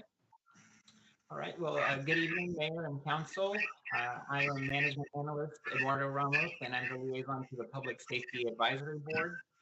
With me tonight, as you said, is Chair Jimmy Brown and Board Member Justin Lowe. There are also other members who will be available to answer your questions and offer their perspective about this process where needed. The board is seeking your approval of their work plan and topic schedule. The group will be walking you through the process and their experiences in developing this document. It's been a co-design process with city team members and the board members with community concerns at the center. But before I hand it over to Chair Brown and Board Member Lowe, I do want to mention that city team members will be coming back on April 6th to go through the process of filling a voting member vacancy on the board. All right, so I'll hand it over to Chair Brown. Good evening, Mayor and Council. I'm Jimmy Brown, and I am the Chair of the Public Safety Advisory Board. Tonight, we are requesting Council to consider approving the work plan and topic schedule as presented. Our board will not be able to move forward on any topic without approval per the founding document, which was adopted by City Council September 1 of 2020. Alternatively, if you have recommendations or edits and a timeline for moving forward on our work, then of course we would be prepared to listen to your input and or recommendations. I would like to pass this off to my colleague on the board, Mr. Justin Lowe, and he will provide you with some additional background. Thank you very much, Jimmy. Good evening, Mayor and Council. My name is Justin Lowe, and I am a Community Representative Board Member on the Public Safety Advisory Board. And to start off, I'll be speaking about the background about how this board was created. Back last summer in 2020, after the murder of George Floyd, there was a national reawakening to call on reviewing policing practices and processes, as well as systemic racism that exists within this country. And our community leaders, members, city councilors, and mayor were responsive to that call to action. Mayor Snyder, in particular, had challenged the city of Tigard and community members to help in eliminating racism within our community, and looked to elevate this conversation on social media and also in his fireside chats to discuss and reflect on ways that we could bring the community together to review the concepts of police brutality and systemic racism within our own community. That eventually led to the creation of the Public Safety Advisory Board. In September, the City Council adopted the founding document to create the Public Safety Advisory Board, and community members of diverse backgrounds were encouraged to apply to serve on this board. After submitting their applications, they went through a community caucus process where their peers in the community had the opportunity to vote on who they would like to nominate to send before the City Council to be selected for the Public Safety Advisory Board. 15 members were named and recommended to the City Council, and they were members from the BIPOC communities, LGBTQIA+ communities, faith-based groups, and frontline communities, all of which representing the rich diversity that exists within the city. And from that, 15 voting members and 2 alternates were named for the Public Safety Advisory Board. Next slide, please. The board members are listed as such here. I won't go into listing all the individual ones, but what I would like to touch on is that the Public Safety Advisory Board members represent the voices most impacted within our community. And that was prioritized through the selection of these board members. And if you attend our meetings on Mondays, you will notice that we are not diverse in just color of our skins or our racial and ethnic backgrounds, but we are also diverse in age, socioeconomic class, and professional and academic experiences. Our lived experiences on the board are incredibly diverse, and I think that it speaks to the careful consideration that the community and council took when selecting these board members. Most importantly, it is reflective of the rich diversity that already exists within this community. And so very proud to be a member serving alongside some of the other folks who are on here today and being able to represent those voices and elevating them into a place where they can have agency and contributing to the municipal government. Next slide, please. Here you will see the mission statement of our Public Safety Advisory Board. And we were very careful and intentional in crafting the statement of improving the lived experience of all people in Tigard so that everyone enjoys the same safety and privilege through a comprehensive review of the practices and procedures in the city police department, municipal court, and social justice initiatives. And what I want to highlight there, and it is something that Chair Brown has emphasized as recently as last meeting, but in countless other meetings before, that our intention and our goal is to improve the lived experience of all people in Tigard. And that is especially inclusive of frontline communities and those who have been disproportionately impacted by systemic racism and by issues in public safety. And we are determined to uplift those voices and represent them in the work that we do. Next slide, please.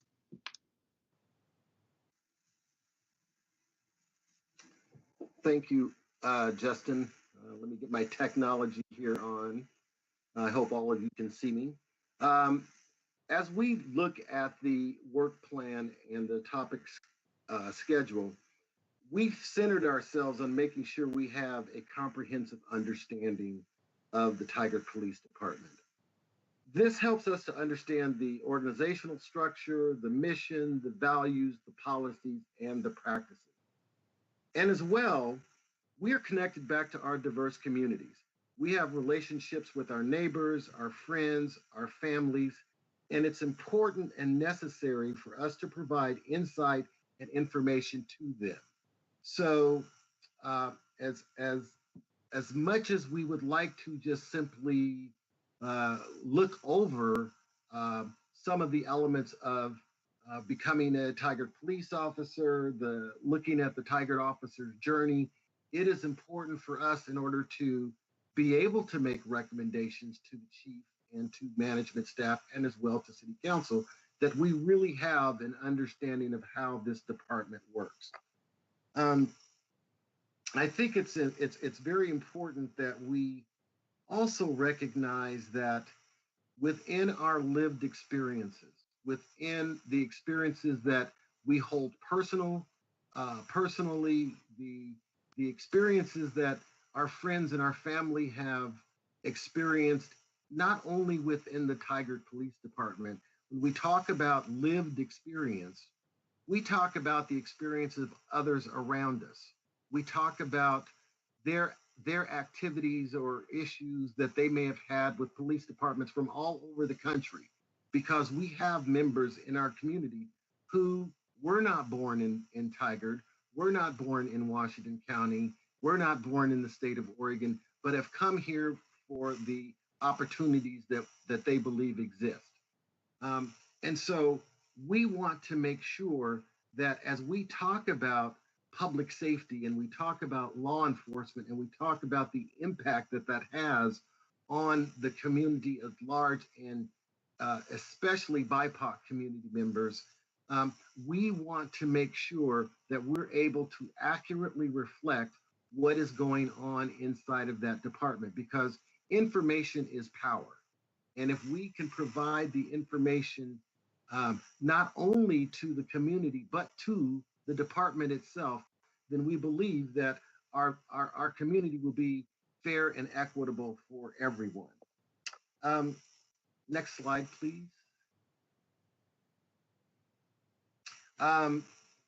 I want to talk very quickly, though, about the structure that fits this board, and recognize that the board has had a number of discussions since our 5 meetings starting in January, and engaging in a wonderful co-design process with the city team members and the facilitator to create this plan.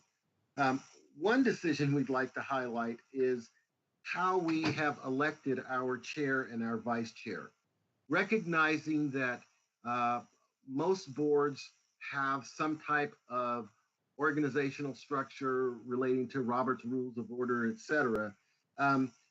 We chose to highlight the experience of being a chair and a vice chair. And as such, our chair and our vice chair are rotating PSAB members through the specific units that are attached to our work plan, the topic schedules for our work plan. This gives us an opportunity to really elevate the voices of all of our membership, as opposed to leaving that to folks who will connect throughout the duration of the PSAB. I am honored, I must say, to have had my team members recognize and appreciate and elevate my voice to be that of the chair in our initial formation of the board. And I am just one of those powerful voices. If we can move to our next slide here, centering racial equity and anti-racism, Justin will walk us through that.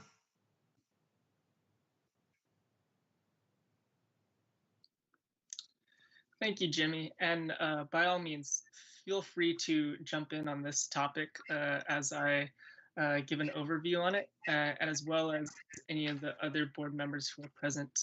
I know Youth Councilor Calderon and also Board Member Valerie Sasaki could speak to this as well, since we've had wonderful conversations on it. Centering racial equity and anti-racism in our conversations is incredibly important because we are centering those who are most impacted and are disproportionately affected by public safety and by systemic racism. And through this process of centering it, we have had a books discussion on the book. So you want to talk about race. We have dedicated specific times and also committed to weaving in racial equity and anti-racism within all the conversations we have as we review the policies and recommendations that we'll be discussing and deliberating on.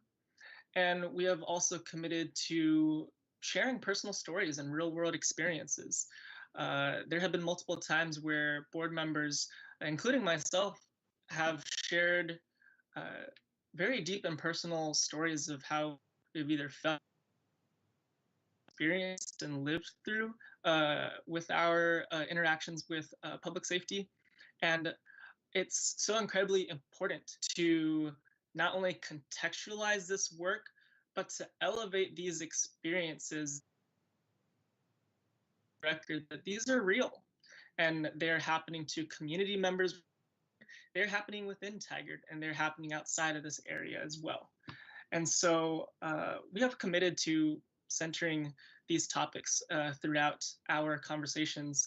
So that way it is almost as if it is a social or educational exchange between BIPOC communities and racial equity, and then learning about law enforcement and the side of policing, and making sure that those two are balanced throughout all of the conversations that we were having, so that way one is not overtaking the other or superseding them, because both are very important with recommendations that we'll be discussing. And if other community representatives or board members have anything else they'd like to add, by all means, please do.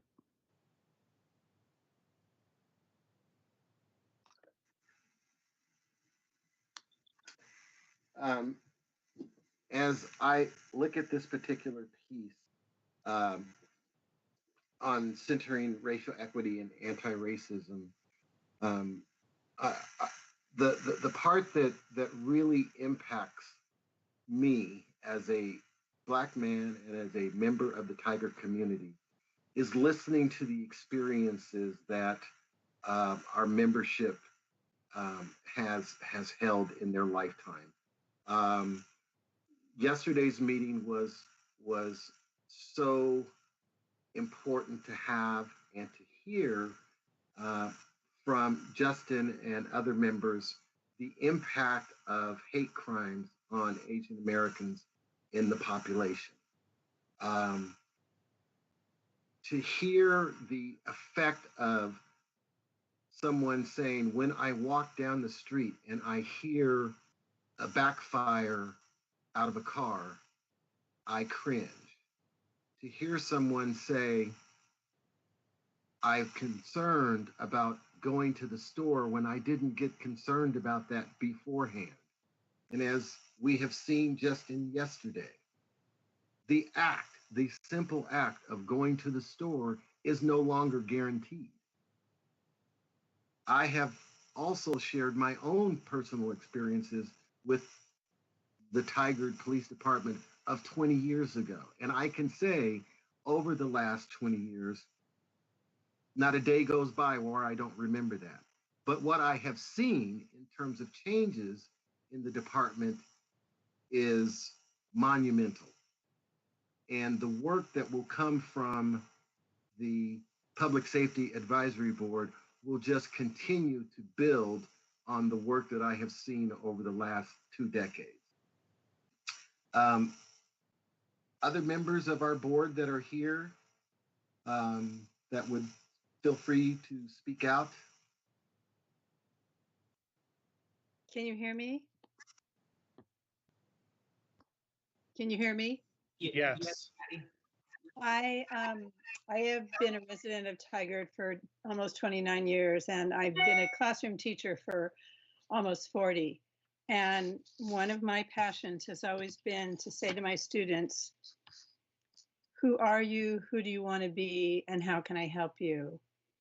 And I have never thought of the police department or the city government as being open and equitable in that same way. And I have to say, with the last 2 mayors and with the onset of Chief McAlpine's time here, watching the transformation in this city absolutely warms my heart. And I feel so honored to be on this board, the Public Safety Advisory Board, doing this amazing work, because it feels like my classroom once again, where I'm saying, how can I help you? How can we be together in ways that are honoring all of us as human beings and helping us be empowered to be the best we can be? And I just have to say, this advisory board is doing amazing work, and I thank the council for getting this started. I just think it's so important and so valuable.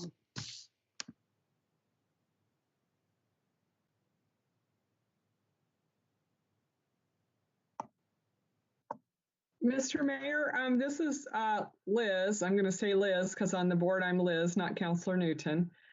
I am so grateful for this quote here, centering the conversation around those that are most impacted.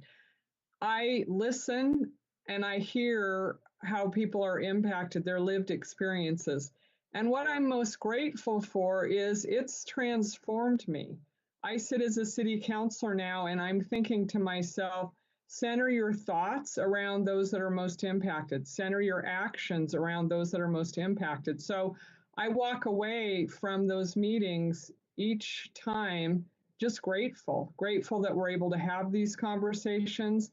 As Mr. Lowe and Mr. Brown both commented, grateful that people are willing to share, grateful that I have the opportunity to learn and from their lived experiences, and grateful that we have an opportunity to have these conversations to make our community more equitable in the services that we provide. So I just wanted to share that. I am truly grateful that it's it's transformed how I'm thinking about serving this community. So thank you very much.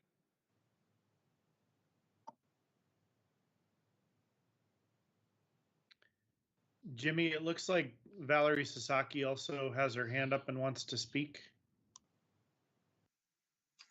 Okay, can someone allow her to?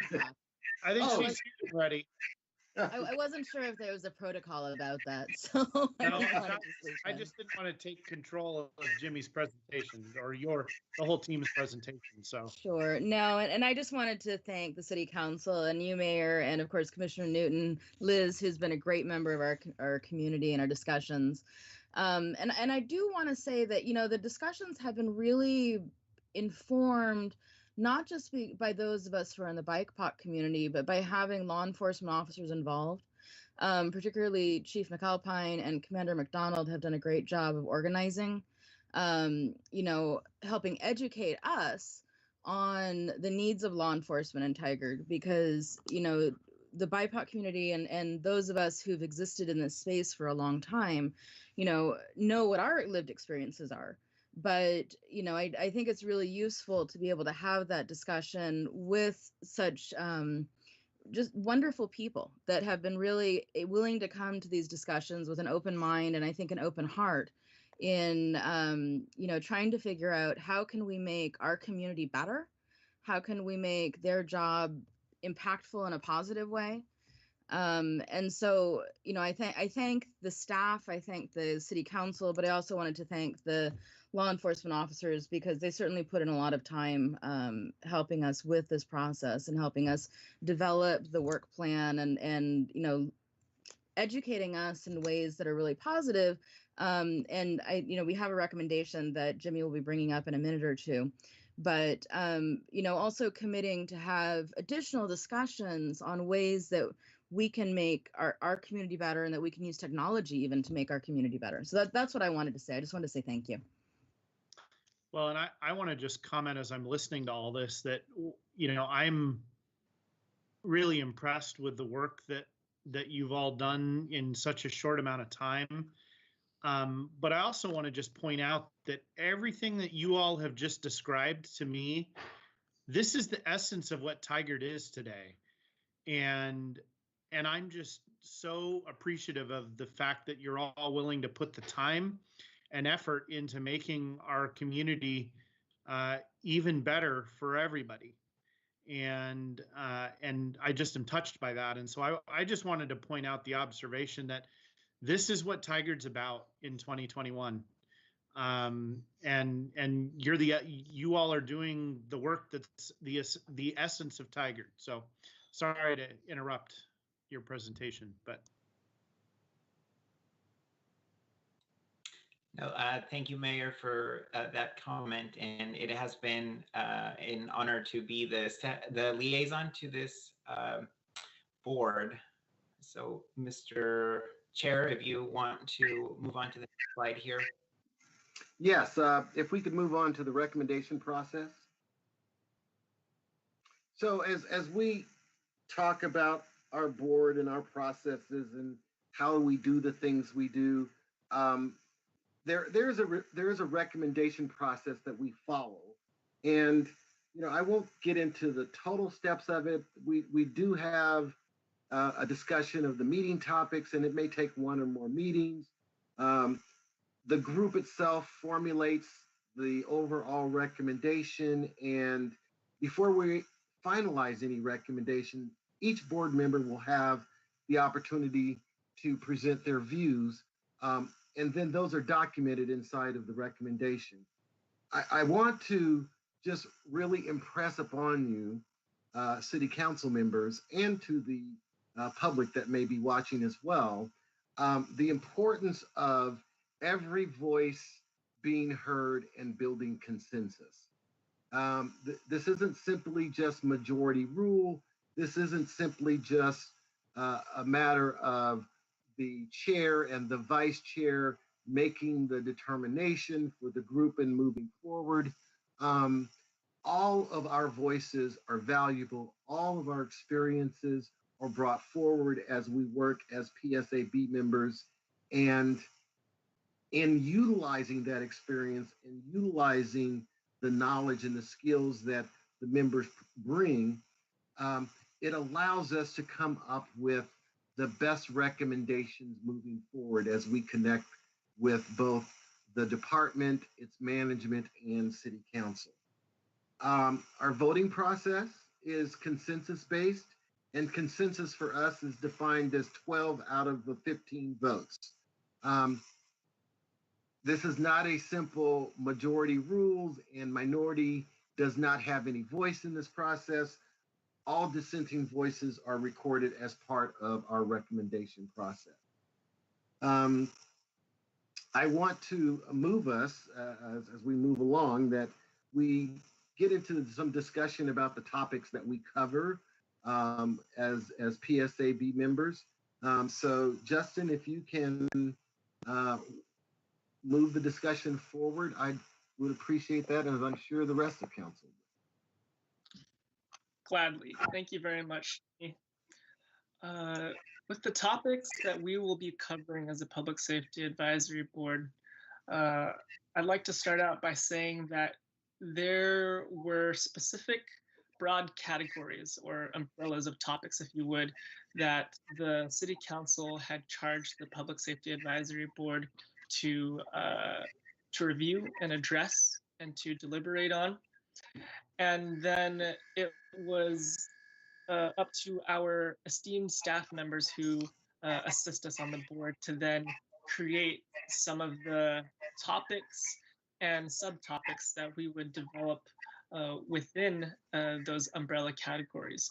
But it has been a very inclusive process, and I really want to highlight the staff's patience and also willingness to, and flexibility to work with us as a board, because we have been given full reign to share what we would like to delve into, what we think needs to be discussed and addressed and studied within the city of Tigard and within the police department. And the staff has been more than willing and helpful to ensure that anything that a board member wanted to discuss or review was included in our topic schedule.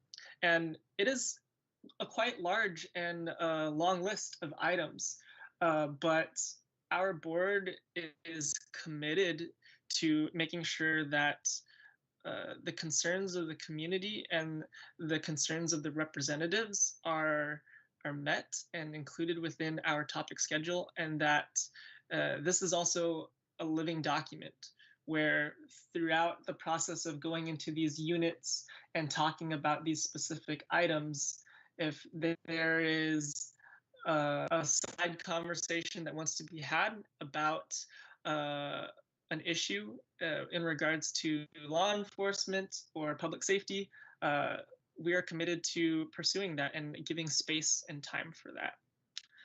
Some of the topics that we'll be discussing include training and hiring of Tigard police officers, what the process is for performance reviews and discipline.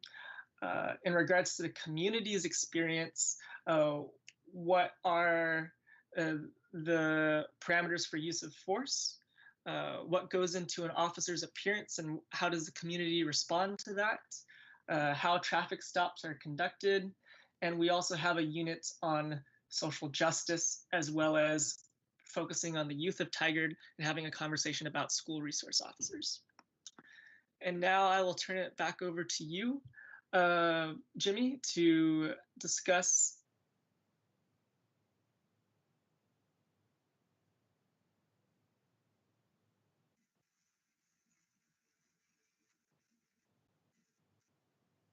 Okay, I lost you a little bit there, Justin, but and hopefully folks watching us will bear with us. So one of the pieces that I want to share with council relative to our topic schedule actually occurred last night. It was one of the most robust discussions held with the PSAB since its first meeting. And that was on the subject of body-worn cameras. We heard a wonderful presentation from Sergeant Lee Erickson. Chief weighed in as well as Commander McDonald. And the members of the board asked some really insightful questions relative to body-worn camera technology. I'll just give a quick example. One of the comments that came up, and I'm going to call her out because it was such an excellent question, related to Valerie discussing what is the review process for the body-worn cameras. Who does that? When does it occur? How are files downloaded? Are they downloaded at the end of the shift? And in retrospect, it was a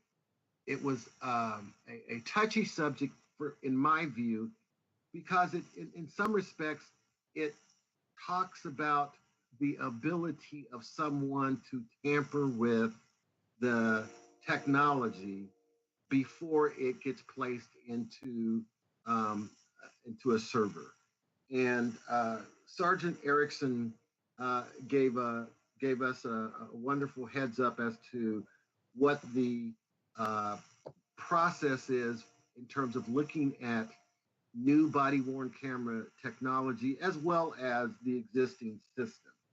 I'm going to ask Miss Valerie if she wouldn't mind if she could weigh in and provide some additional points that came out of her discussion, because it was just a solid connection to the whole discussion. Sure, Jimmy. I'm happy to talk. I mean, I think one of the things that, one of the perils of illegal education is that you start being concerned about chain of evidence and things like that. And, so when Sergeant Erickson was presenting the information and he was talking about some challenges, and I think that they were very honest about challenges that, have been experienced in the past. One of my concerns was, will a new system that's being proposed, is this something that will just automatically upload to the cloud? Thus avoiding some of the challenges you'd think with evidence. And I think our discussion last night really focused on the technology aspect of things. I was really impressed with everybody in the room's willingness to have a discussion about, okay, we're going to talk about the technology now, because I think everybody on the board is very broadly supportive of body-worn cameras, and all the discussions we've had with our community members have been very supportive. But where the rubber meets the road is on policies, and on how do policies enable better community interactions related to body-worn cameras. And so, I was really pleased by everyone's commitment that we're going to spend some time really getting into the granular detail over the next several months, talking about policies and implementation of those policies, and, training for our police officers so they have the tools to be successful. But, I thought it was a really robust discussion, and I agree with Jimmy. I didn't think it was all that controversial, but I do think that it was a good discussion, and I learned a lot. And I learned a lot both from a technology perspective, but also from a how these devices are used perspective, and out in the real world, and what are the limitations of them. But then also, what is the training that exists now, and what is the training that we can start talking about to improve the efficacy of this technology, which does cost money, right? It's an investment in our community to help our police officers and help our community members. So I think that we're going to have a lot of future discussions about the policies, which, our group is going to be more than happy to talk with you about. And of course they YouTube them all the discussions anyhow, so you go back and watch them. But again, yeah, so that was the discussion that we had. I'm probably blithering on, so Jimmy, feel free to take it away. Valerie, you did wonderful, and the focus on policies and procedures came through as the board decided to the following. Public Safety Advisory Board endorses the replacement and expansion of the body-worn and dash camera program in fiscal year 2021. The PSAB also continues their review of the city's body-worn and dash camera policies simultaneously with the new equipment purchase.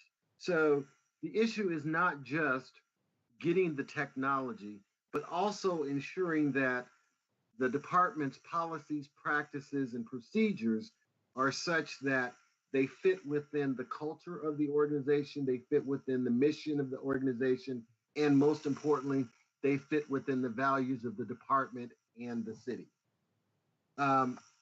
We also wanted to highlight that as important as technology, body-worn cameras is to the department's practices, that we ground this technology usage in the perspective of focusing on the lived experiences of the residents, those who live here, those who work here, those who play here, the lived experiences of those folks who call Tigard a place that they want to be a part of. So it's not just getting technology for technology's sake. The underpinnings of it is to improve the lived experience of all the members and to ensure that all members, and that's a big all, are treated equitably and fairly. So as we move forward, learning about the Tigard Police Department. I mentioned earlier that the importance of understanding the Tigard Police Department is centered on this comprehensive understanding of it, not trying to just stay at the 30,000 foot level, but to begin to really understand how the organization works, what is its structure, what is its mission, values, policies, and practices. And so we have jumped into this process, and this work plan has been developed utilizing the knowledge, skills, and experiences of the department. And so they are a partner in the discussion about the Tigard Police Department. And I really want to impress upon you how important that is. It's one thing to have an outside organization looking at the department. It is another thing entirely for having the department to look at itself, because that tells me that this is an organization that really is focused on its mission, its values, its policies, its practices, and transparency to not only the members of the department, but to the community at large. The more we know about the Tigard Police Department, as Valerie has stated so eloquently through our meetings, we are connected to a very diverse group of individuals in our community. And it is our responsibility to be able to connect back to those communities to provide them the information that we have learned. In so doing, they understand better the practices of the department, and we also bring information to the department to say, this is what your practices and your policies do as it relates to impacting the community that you are funded to serve. So Tigard Police Department 101, again, as you look at the slides, and I certainly don't need to read those slides for you, but I think one of the important parts is looking at quantitative and qualitative data to determine how policies and procedures are implemented. We know that quantitative data, as an example, the number of traffic stops, the number and type of use of force situations, those are important indicators and measurements on how you are doing the business of law enforcement or public safety in Tigard, Oregon. But there's a qualitative piece that also has to be brought into the discussion. And the qualitative piece actually reflects upon, what do people think about the work that you do? How are people impacted by the work that you do? What will people say if asked about the police department? What are the words that they use to describe your department? That qualitative data comes from the ability to interact both with police officers in the street and with management and command structure in the department, as well as city council. Because as we all know, any member of this community can pick up a phone and call the chief and call the police and give you the qualitative data that you would like to hear. Some of it appropriate, some of it may not be appropriate. But we know that part of our role is ensuring that we help to educate the community on the practices of this department. Justin, if you can flow through with our bringing community perspective. And certainly if any other members of the PSAB would like to add anything to my my discussion points, I would appreciate it. And if not, certainly Justin, if you can move forward. Of course. Thank you, Jimmy. When we talk about bringing the community perspective to the Public Safety Advisory Board, the main thing that I want to underscore, because Jimmy already spoke to great and important length about this, is that we are trying to encourage and foster understanding and representation in particular. We are all representing parts of the community, and with that, that means that we are bringing with us the lived experiences, the concerns, the thoughts, and quite honestly, some fears of our neighbors, our family members, and our friends, and our community groups that we are a part of. And by bringing those voices and those experiences to the Public Safety Advisory Board, as Jimmy mentioned earlier, we are able to share directly with Chief McAlpine and Commander McDonald. And there have been multiple instances where they have not only thanked us for sharing that information with them, but it's helped them in their understanding, I believe, and changed their perspective on what the department can do to make people feel safe in our community and to improve the lived experience of all members in Tigard.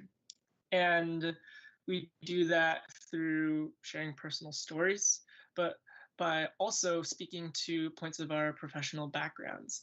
I think Valerie just highlighted a really key and important part of the community perspective she brings in regards to the legal community and the lengths that she spoke to about being concerned about chain of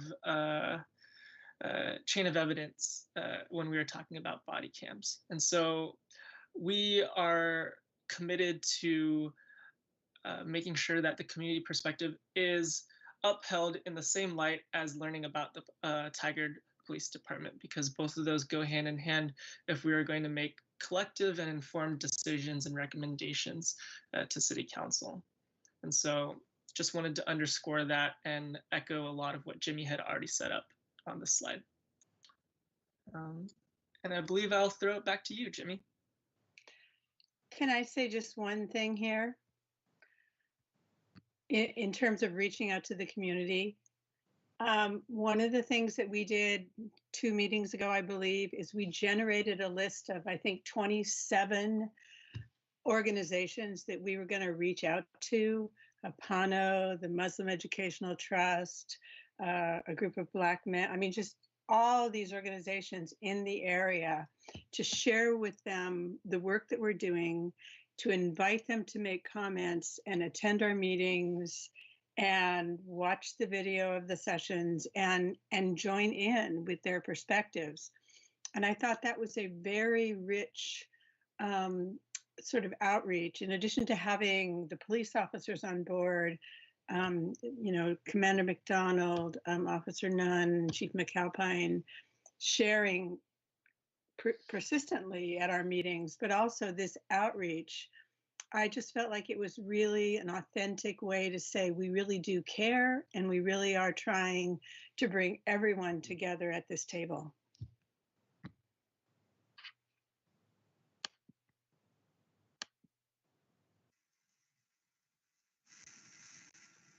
Board Member Lowe, if you want to wrap us up. This is a time for,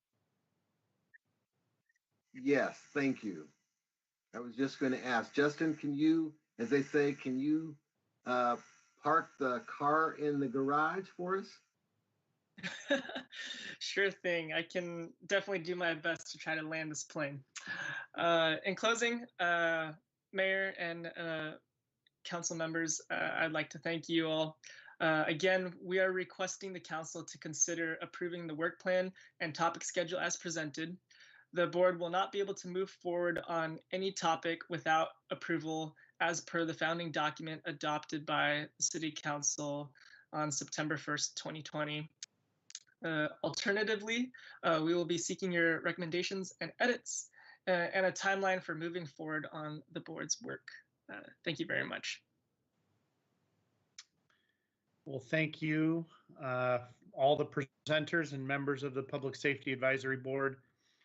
Very robust and rich discussion, and I appreciated hearing how some of the challenging discussions have been going. And sounds like the whole board is really working as a team and continuing to outreach in the community, which was something that was important to the whole council last summer. So I'm glad to hear that that's happening. And council, I want to make sure you have an opportunity if there's a specific ask on the table right now. So I certainly want to make sure that if you have comments or concerns or feedback about the work plan, that you make those. And if there needs to be an adjustment, perhaps we have a quick dialogue with the board. I personally think they've been very thoughtful in their work, and we frankly gave them a fair number of the assignments that they've put onto their work plan. So I'm comfortable with the plan as presented, but I want to make sure that, and I would surmise that Councillor Newton and Youth Councillor Calderon are also, since they're on the Public Safety Advisory Board. But Councillor Shaw, what do you have any feedback or thoughts, or are you ready to move it forward? Thank you, Mayor. Yeah, I'm just incredibly impressed with the work that's been done, and I did get an opportunity to review last night's meeting, so on video. So very much appreciate that and the stories that were shared and told. And I'm ready to move this forward, Mayor. Councillor Goodhouse. Agree the same thing. Great work, great conversations. Glad all this work's being done and all the topics that are being focused on, and I'm ready to move forward as well. Council President Lube. Just reading through the work plan and listening to the board and listening and watching the discussions, this is, I think, one of, the most meaningful things that I think, I've been a part of as a counselor to sort of help create, envision it, and it has exceeded my expectations, just the care and the time that the community members and the vulnerability that they come to the table with to have these discussions. I'm just so impressed and moved, and this is the foundation of the kind of community that I want to live in, to have these open conversations to move us forward. So I just want to commend all of you for the time that you're taking to serve your community and the vulnerability, and it's incredible to see just the transformation that's taking place. The work plan was sort of incredible and overwhelming to read. Y'all have a lot on your plate. Thank you for taking it on. It's, really fantastic to see. And it's a lot of the things that we're talking about on a local level and a national level.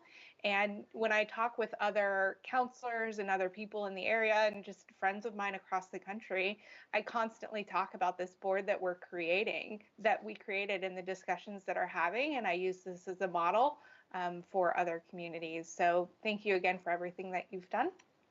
And with that, I will move to approve the Public Safety Advisory Board work plan and topic schedule as presented.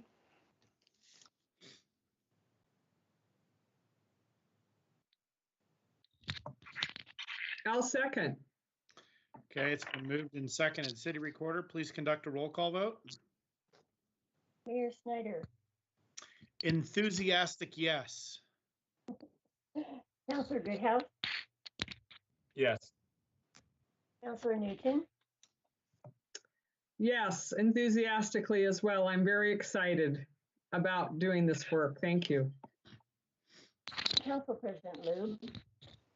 Yes. And Councillor Shaw. Yes.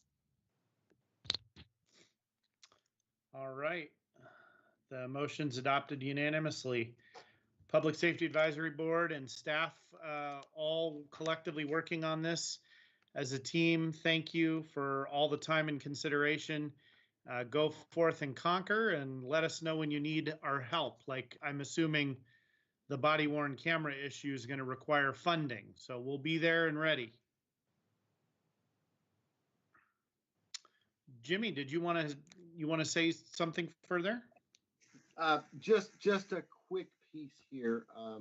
One, I want to first thank all of the Public Safety Advisory Board members. Anytime that we are able to ask the public to utilize their discretionary time to work in the public engagement process, is just a wonderful piece. So I really want to extend my thanks to the other members of the PSAB. Valerie, Justin, all the folks that have spoke tonight are doing a wonderful job. And secondly, I want to thank you, Mayor Snyder, as well as the rest of the city council, but I'm going to point you out because we're at a point in our social existence where life really comes down to right and wrong. And through your efforts here, it is clear that you have moved yourself and you are moving this council and moving this city towards doing the right things. And I cannot thank you enough. I extend my personal thanks to you, my professional thanks. My thanks as a Black man, I extend to you, and I just want you to know how appreciative I am of the work that you have championed. Thank you, Mr. Brown.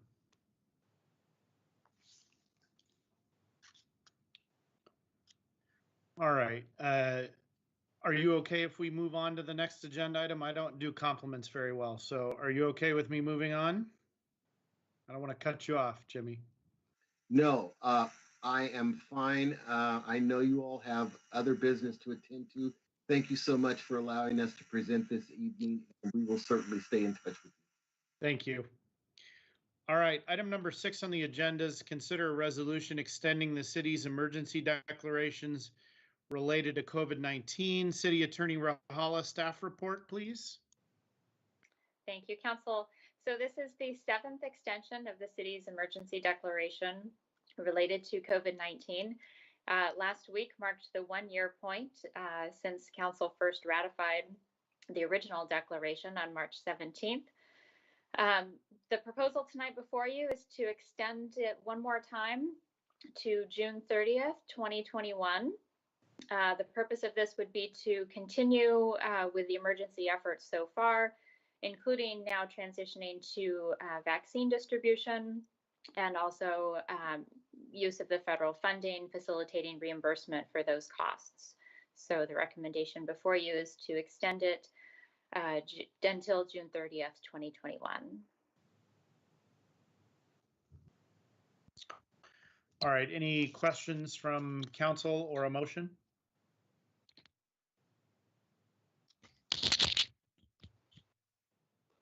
I move to approve resolution number 21-10. I'll second. Okay, it's been moved and seconded. Any further discussion? City Recorder, roll call vote, please. Yeah, let me read this resolution. It's resolution 21-10, a resolution of the city of Tigard extending the city's emergency declaration related to COVID-19. Mayor Snyder. Thank you for keeping me straight there. And Mayor Snyder votes yes. Councilor Goodhouse. Yes. Councilor Newton. Yes. Council President Lube. Yes. Councilor Shaw. Yes. All right, resolution number 21-10 is approved unanimously. Thank you. We have no non-agenda items. City Manager Reimer, do you have an administrative report? Absolutely, Mayor. Well, good evening again, Mayor, councilors, members of the community that are still with us, and my teammates. A few updates. I want to start by thanking Mayor, the council, and leadership team for having what I would say was a great goal-setting advance last Friday and Saturday. And we really set off on having a collaborative discussion with sharing of varying viewpoints, and I think we accomplished that. and the council landed in a really good spot. And so I just wanted to touch base on the next steps. Myself, as well as our city attorney and assistant city manager, will be working with Sarah, who is our facilitator, to develop the documents that reflect the discussion you have, and we will be planning to return to you over the course of the next few meetings, probably starting in a couple weeks, with those documents for your review of the goals, the priorities, the team commitments, and what once were known as ground rules, which will be renamed here in the short term. I also want to take a moment just to say thanks to the Public Safety Advisory Board. This was a great conversation, I think, as the council just reflected on. Their unwavering commitment for our community is obvious, and the dedication to making sure that we, as the city of Tigard, our police department, and those that are supporting our police, have that connection with our community. So thank you to the PSAP for their work tonight, and to, for our teammates for all the efforts they've put in working with them. And just a quick follow-up, Mayor, you said about the body-worn camera funding. We will be in front of you on April 13th with that request. So more to come on that, and there'll be a short presentation as well from our police department explaining the program that we're recommending, and that was recommended by the PSAP. I'd also like to give some updates. A lot of the focus tonight will be on our COVID-19 efforts. You just passed the emergency declaration. We talked about that extensively on Friday and Saturday, so I thought a few updates would be helpful. And so the first one is you recently adopted the policy that waived business fees, and happy to report that we have just issued our first waiver for a flooring company that went through the technical training that was required of that. So the word has gotten out, and it's the first one in a relatively short time since the adoption of that. And so our team will continue to work with our community to make sure that they're aware of programs like this and take advantage of the resources that the council has graciously provided them. From a utility standpoint, we have been very active in follow-up calls, as we told the council that we would do. And so just a few stats from last week's calls. The team is reporting out weekly to us. We made 175 calls last week, and those were those who were 60 days past due. We were able to reach 61 of those out of the 175 calls.